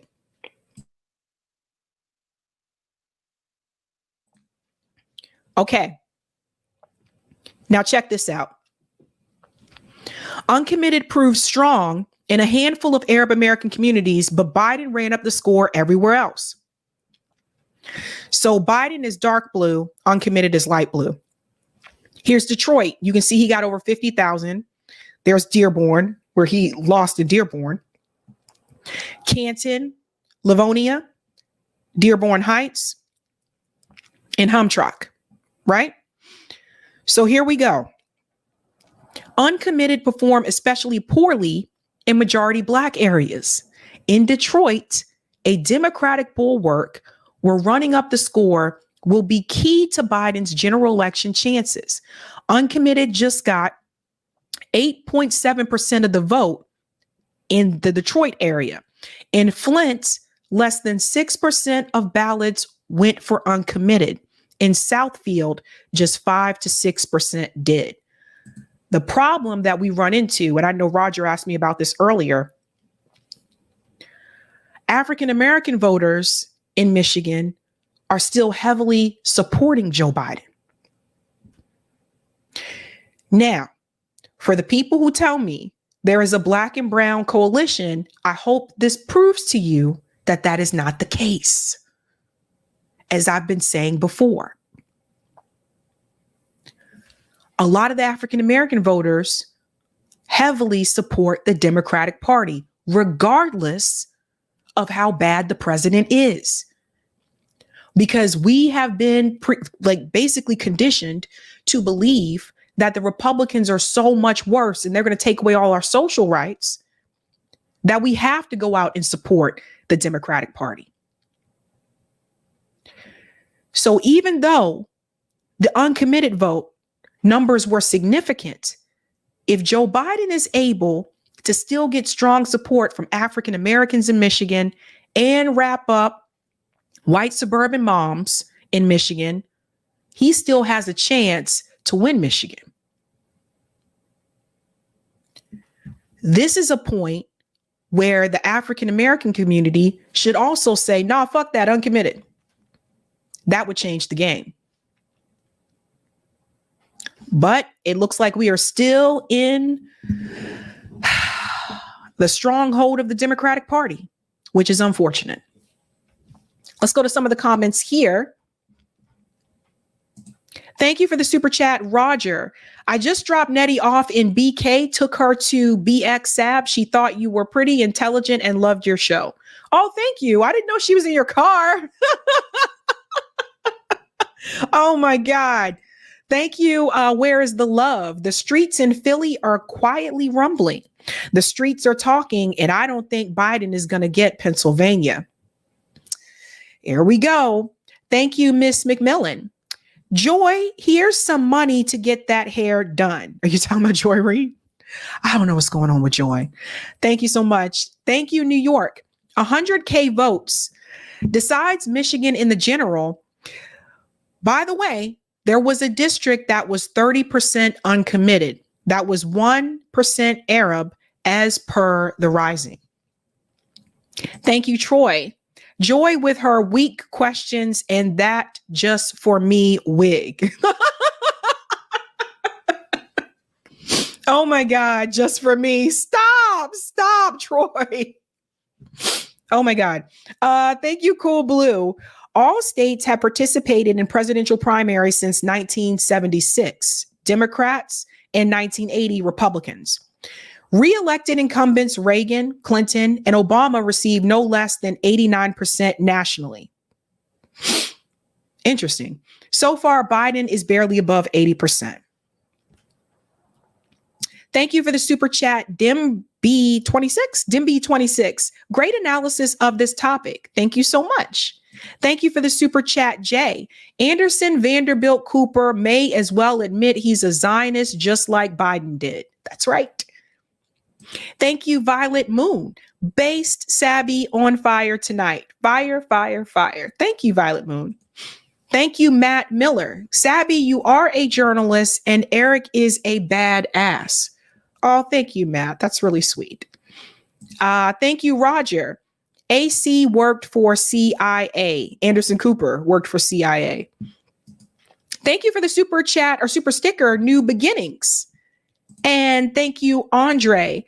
My ex is part of the Texas Democratic Lawyers Association. And it was explained to me that the Democrats are trying to sidestep Arabs and pro-Palestinian voters. Interesting. I hope everybody is hearing this. Very interesting.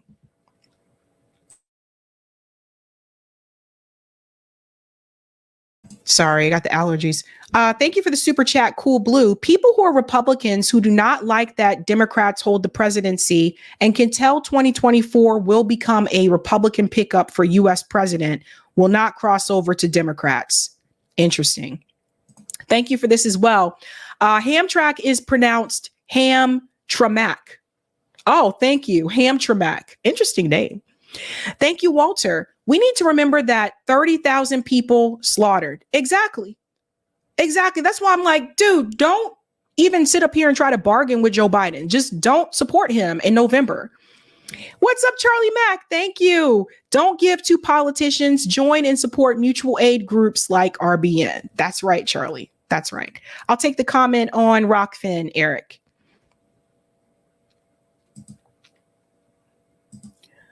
Doobie-doop-doo-doo. Thank you for the tip on Rockfin Skip. He won't get white suburban mom who have children too, and they have a lot less money. Ooh, that's a good point. Interesting. All right, guys, if you haven't had a chance to do so, go ahead and smash that like button. That helps me with the algorithm. I think we are going to do call-in tonight. Eric, whenever you have the poll ready, let me know. And we're going to go into Hassan. Oh, boy. Oh, you got it ready? Okay. Let's see the poll results. So there was a poll pinned to the live chat. I want to see if you guys think that Biden will win Michigan in November. Will Biden win Michigan in November? 967 votes. 6% of you said yes. 79% said no. And 15% said I don't know. Interesting. We'll have to wait to find out. I think the numbers were going up a little bit. Okay.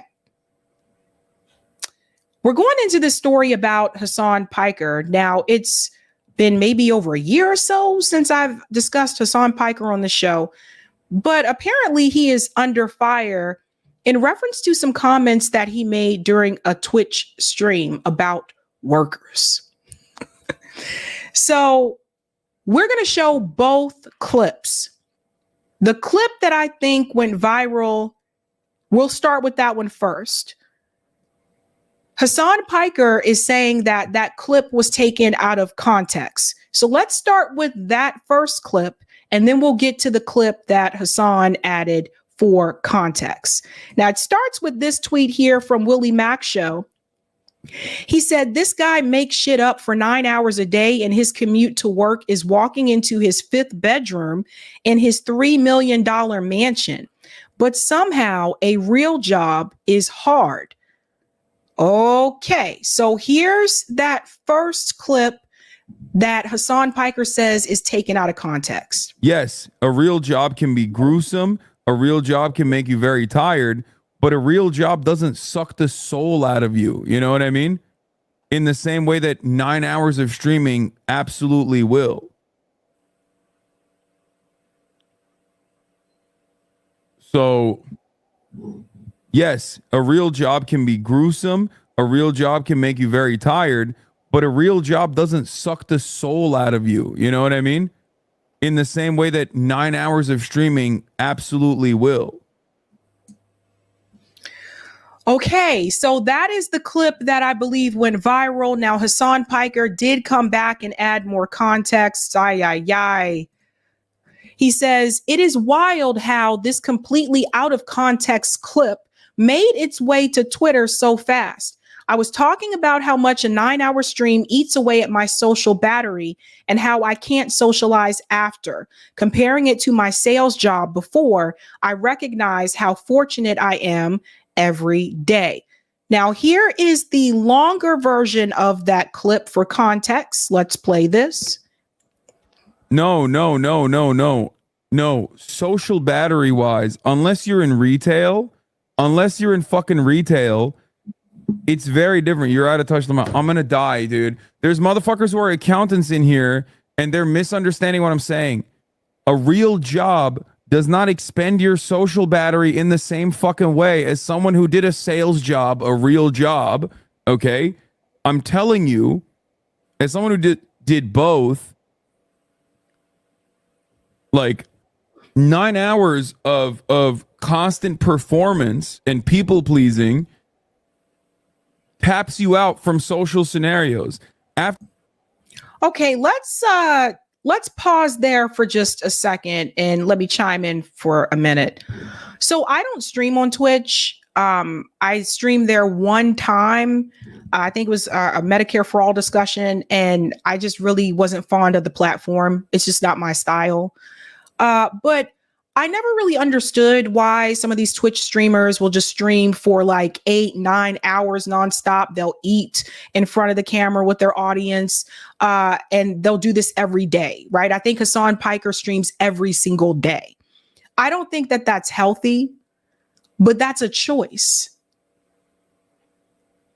That's what Hassan Piker has to understand. This is Cenk Uygur from the Young Turk's nephew, okay? Hassan Piker doesn't have to stream 9 hours a day, every day. That's a choice that he made.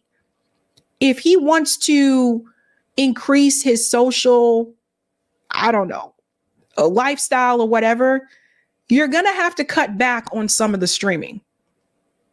Because what happens is you become accustomed to talking to people online, and therefore, at the end of all of it, the last thing he probably wants to do is go hang out with friends or something like that and grab a drink. If he drinks, I don't know. But it's a choice. It's not like you're being forced to do this job. That's the thing that really just is weird to me. Let's go back into it a little bit more here.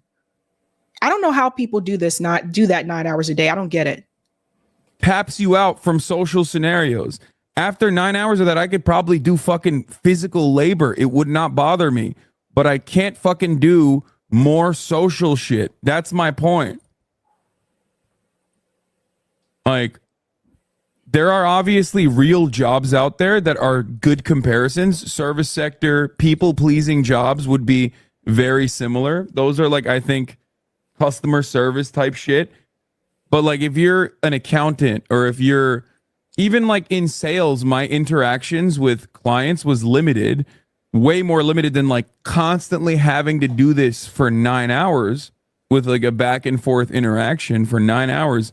That's what like sucks your social battery and you just tap out after it. But you don't have to do this for 9 hours, and you don't have to do it at all. You could leave this all together and just get an everyday job. I mean, like I waited tables, right? So I waited tables and I worked retail. At one point I was doing both. I waited tables at night and I worked retail during the day. I don't recommend that. Anyhow, in that reference, he's correct when he says that those jobs can kind of wipe you out too, because by the time at the end of the night, like after waiting tables, I just wanted to go home and like just put my feet up or something like that, right? But the point is, he's talking about this as though he has to do it. He does not have to. What has happened, though, is I think that people like Hassan Piker, who have made a lot of money. Remember, there was people like talking about his $1 million house or whatever. So he has become accustomed to a certain type of lifestyle. And now to keep up that lifestyle, that's why he feels like he has to stream for 9 hours every day.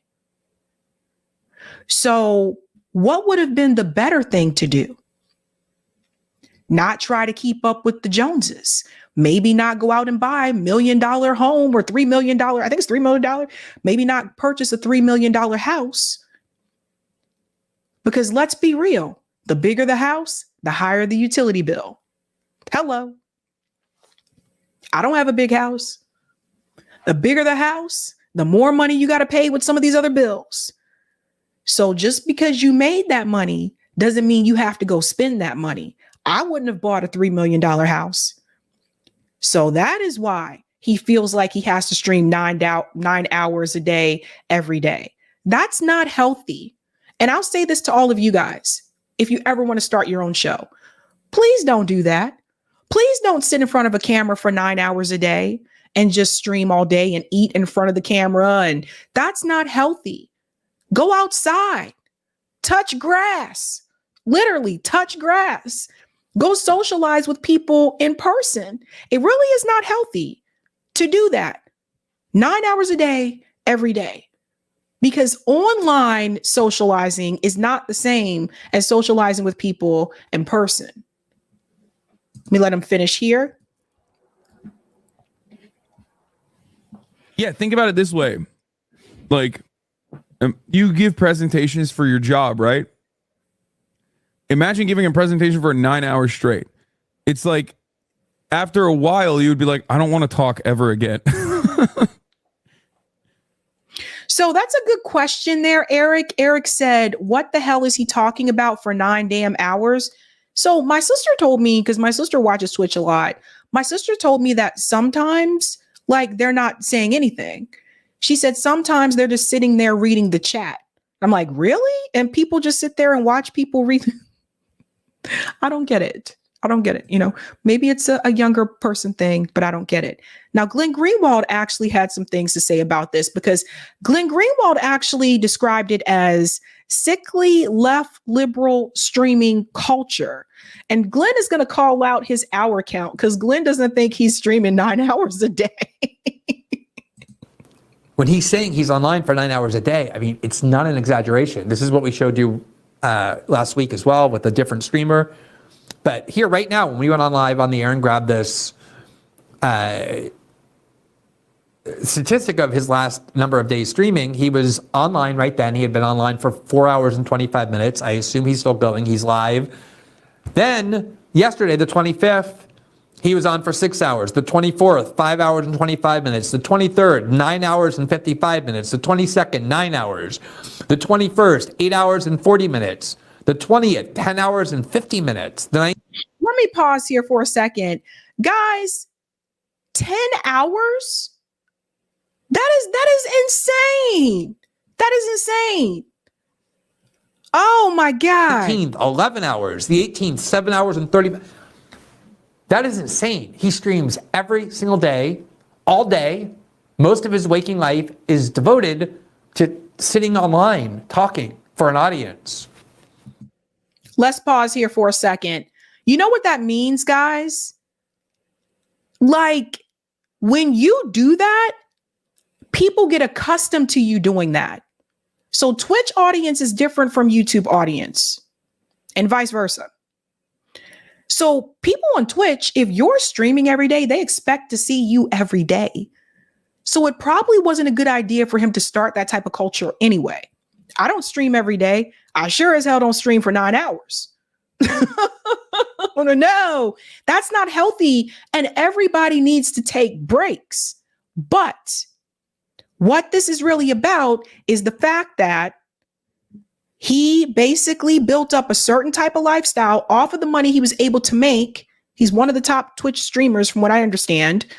And now in order to maintain that lifestyle, he has to continue doing this. So you basically have become a slave to your own creation. I wouldn't want to live that way. Would you?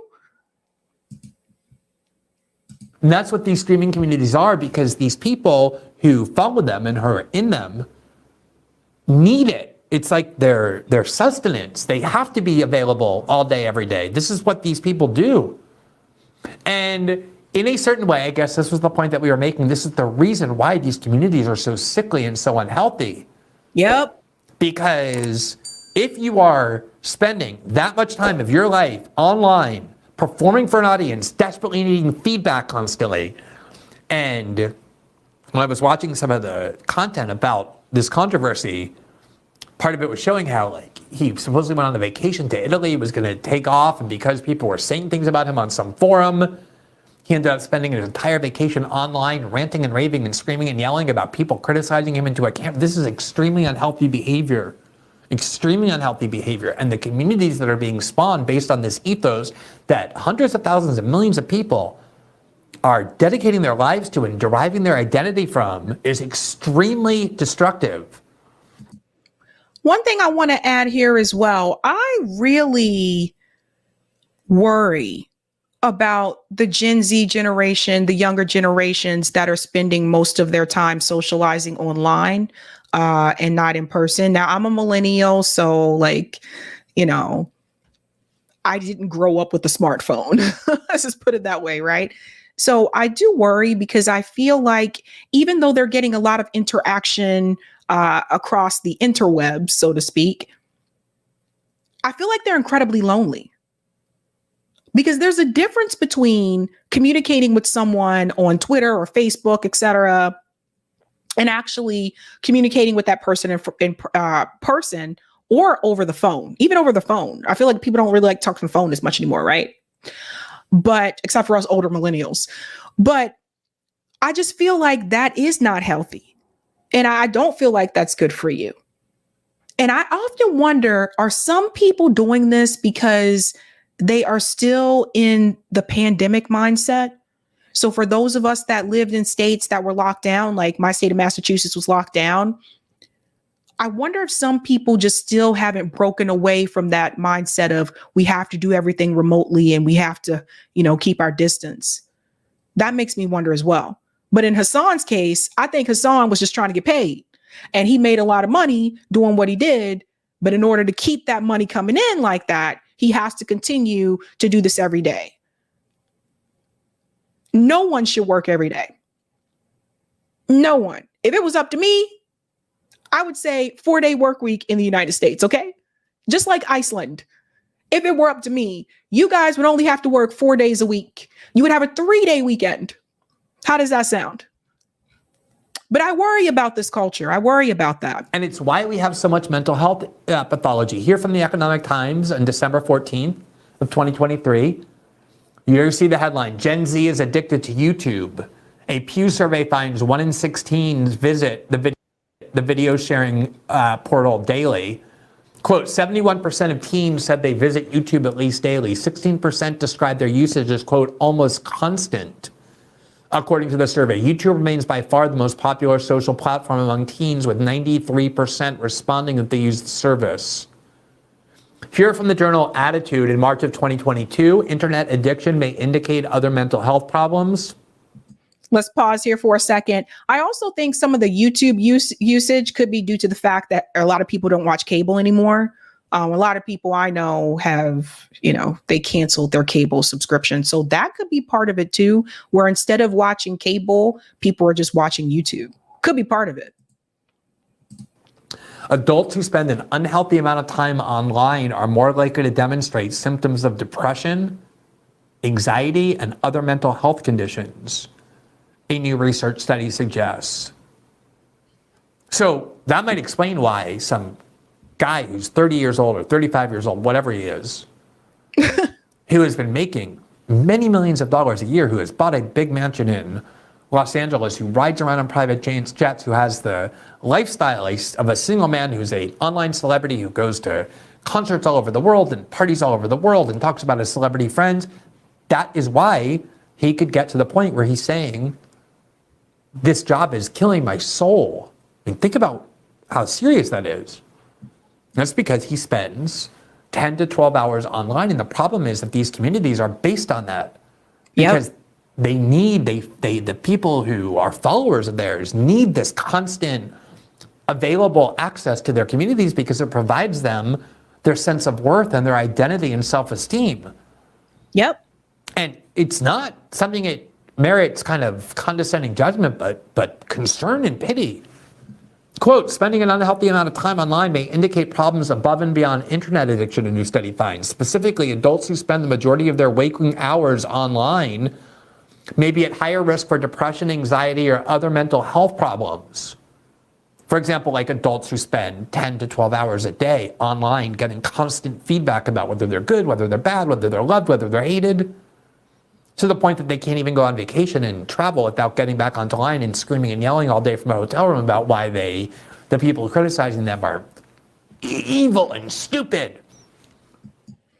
This is part of the reason why I come up with a little bit of rules myself. Like I used to be on social media a lot. Like I used to just scroll through Twitter constantly, right? And I had to, stop myself from doing that. So I limit the amount of time that I spend on social media. I limit the amount of time that I'm on like some of these forums, etc. I don't do Twitter Spaces for this very same reason. Also, I just don't. I'd rather get together with a group of people and have conversations like in person instead of all these online conversations. Also, a lot of times I don't know these people. A lot of these people don't even have their picture like in their profile. I don't know if that person is who they say they are. And there might be some ops in this space. Okay.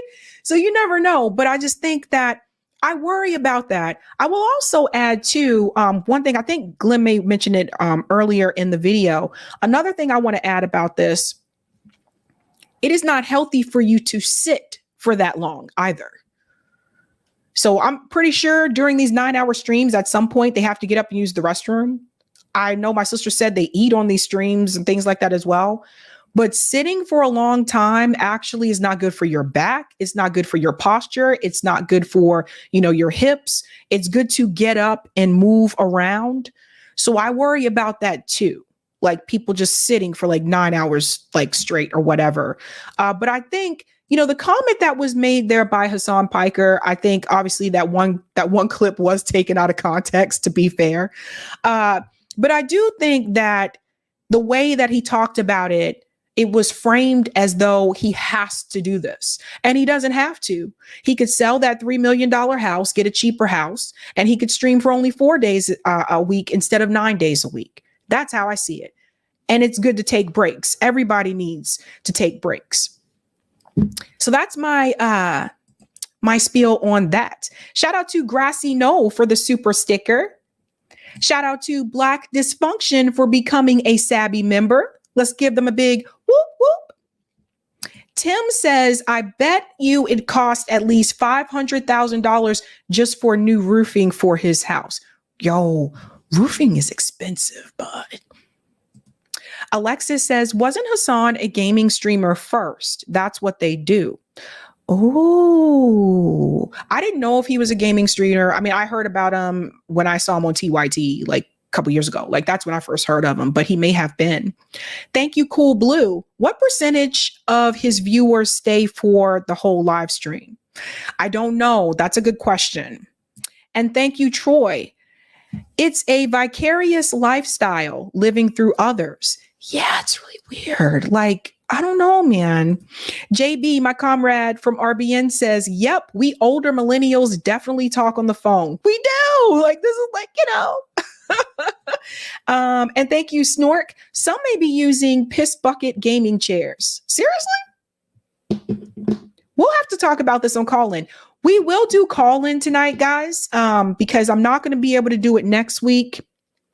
It's because I'm going to be traveling at some point next week. I'll explain that tomorrow night, but we will do Call-In tonight. But I do have 3 questions here from Maine that I do want to go ahead and make sure I finish the Maine ballot measure results for 2023. This is question 6. Required Indian treaty obligations and other constitutional provisions included in official printing amendment. A yes vote supported requiring Maine Indian treaty obligations codified as Section 5 of Article 5 of the Maine Constitution and Articles 1 and 2 of Article 5 to be included in official printed copies of the Constitution. This was actually ratified by 72.95%. A little note here. In other words, it recognizes the Wabanaki indigenous people explicitly instead of implicitly in the Maine Constitution. That's interesting. Question 7, remove residency requirement for initiative petition circulators, amendment. A yes vote supported removing a constitutional provision previously found unconstitutional by a federal appellate court that says a circulator for a citizen initiative or referendum petition must be a citizen of Maine. The constitutional provision still stands that requires circulators of citizen petitions to be residents of the state. This measure failed by 68.74%. Now it says, does other states have residency requirements for petition circulators? Out of 26 states with statewide initiative or veto referendum processes, Alaska, Idaho, Montana, Ohio, the Dakotas, and Utah require residency requirements. In addition to Maine, 2 other states, Colorado and Mississippi, had requirements in statute, but courts had invalidated or blocked the enforcement of the statutes. Who supported this? This was bipartisan. Senator Greg Hickman, Representative David Boyer, and Representative Laura Suppica. One of the arguments for this was this bill is simply to align the Maine Constitution with the First Circuit Court's decision, which affirmed a U.S. District Court decision that requiring a circulator to be a Maine resident and to satisfy the voter registration requirements for Maine violates the First Amendment, as incorporated against the states by the Due Process Clause of the 14th Amendment. Who opposed this? It says Ballotpedia did not locate a campaign in opposition to the ballot measure. Interesting. There was 0 money spent to support or oppose this measure. And then we get to the final one, which is Maine Question 8, constitutional provision prohibiting voting for individuals under guardianship due to mental illness amendment. A yes vote supported removing a constitutional provision found unconstitutional by a federal district court in 2001 that says individuals under guardianship for reasons of mental illness cannot vote for governor, senators, and representatives. This measure failed by 53.42%. Question 8 would have amended the Maine Constitution to allow individuals under a guardianship due to mental illness to be able to vote in elections for governor, senators, and representatives. The amendment was designed to align the Maine Constitution with the Doe v. Roe decision of the U.S. District Court, which found that Article 2, Section 1 of the Maine Constitution, along with an existing Maine statute, violate both the Due Process Clause and the Equal Protection Clause of the 14th Amendment in the Constitution. Interesting. The Disability Rights Center of Maine filed a lawsuit in federal court in Maine on behalf of 3 individuals who were under guardianship because of mental illness in 2000. The lawsuit challenged the constitutionality of the relevant part of the Article 2, Section 1, finding the language unconstitutional. Ultimately, the case failed to repeal or modify this constitutional language. This was supported by Democrats and only Democrat representatives. Organizations that supported this, Disability Rights of Maine. Interesting, ladies and gentlemen. There was no campaign finance money spent to support or oppose it. A little note here from Roger Meadows. Come on, Mainers. You afraid of letting these people vote? That ain't democracy. Who are we to label someone too incompetent to vote? You know how many people who have not been labeled by the state as mentally disabled who still get to vote? Look how close the vote was. Why would you put these things on the ballot on an odd number election year anyway? That one is very concerning. Like, why would you make it so that someone who has a mental illness can't vote? Yikes. Concerned about that one. Okay, guys, we are going to do a call in tonight. If you haven't had a chance to do so, go ahead and smash the like. I'm going to take a quick break and I'll be right back and we'll do call in. All right. We'll do call in while we can. All right, here we are. This is the part of the show where we give our Sabrina a little break. Testing. All right, my levels look good. Yeah, that ballot initiative about essentially, I guess, stopping people from voting if they're under a guardianship. Yeah, that doesn't seem like a good idea at all. And we've seen like these cases, whether it's the Brittany case and on the earlier show today, Sabby and JB were talking about the case with Wendy Williams and how people get into these situations where they sign the wrong piece of paper essentially and end up under guardianship and then have other people making their decisions for them. But it's like, to take away the vote from them as well is a bit much. And like Roger's saying, it's like, who's to say who's sane and who's with it and who's not. Like at this point, I think a lot of us would call the uniparty voters pretty crazy, but you got to let them vote, right? So this is where we give Sabrina a little break, and then we'll be shifting over to the call-in. I'm not sure if she's created the room or not. She probably has to create the room, and then she'll be putting the link to the call-in room in the chat. Excuse me. You can do call in on your laptop or on your smartphone, and you can also get into call in and search up Sabby Sabs. But that's where we hear what you got to say, and you can talk about like some of the things we talked about tonight, like the Michigan primary, the Marianne unsuspends, that clown show, or the Hassan Piker, poor Hassan, or the New York Times story, or we can talk about the most important thing here is the star of the show, the Kiva. Where is she? There she is. What are you up to, Miss Kiva? Yeah, we had to go find her to make sure she was here for her appearance. What's up? You're looking very relaxed. All right, she's cool. Yeah, Kiva. What have you been up to today? She's been, walking around.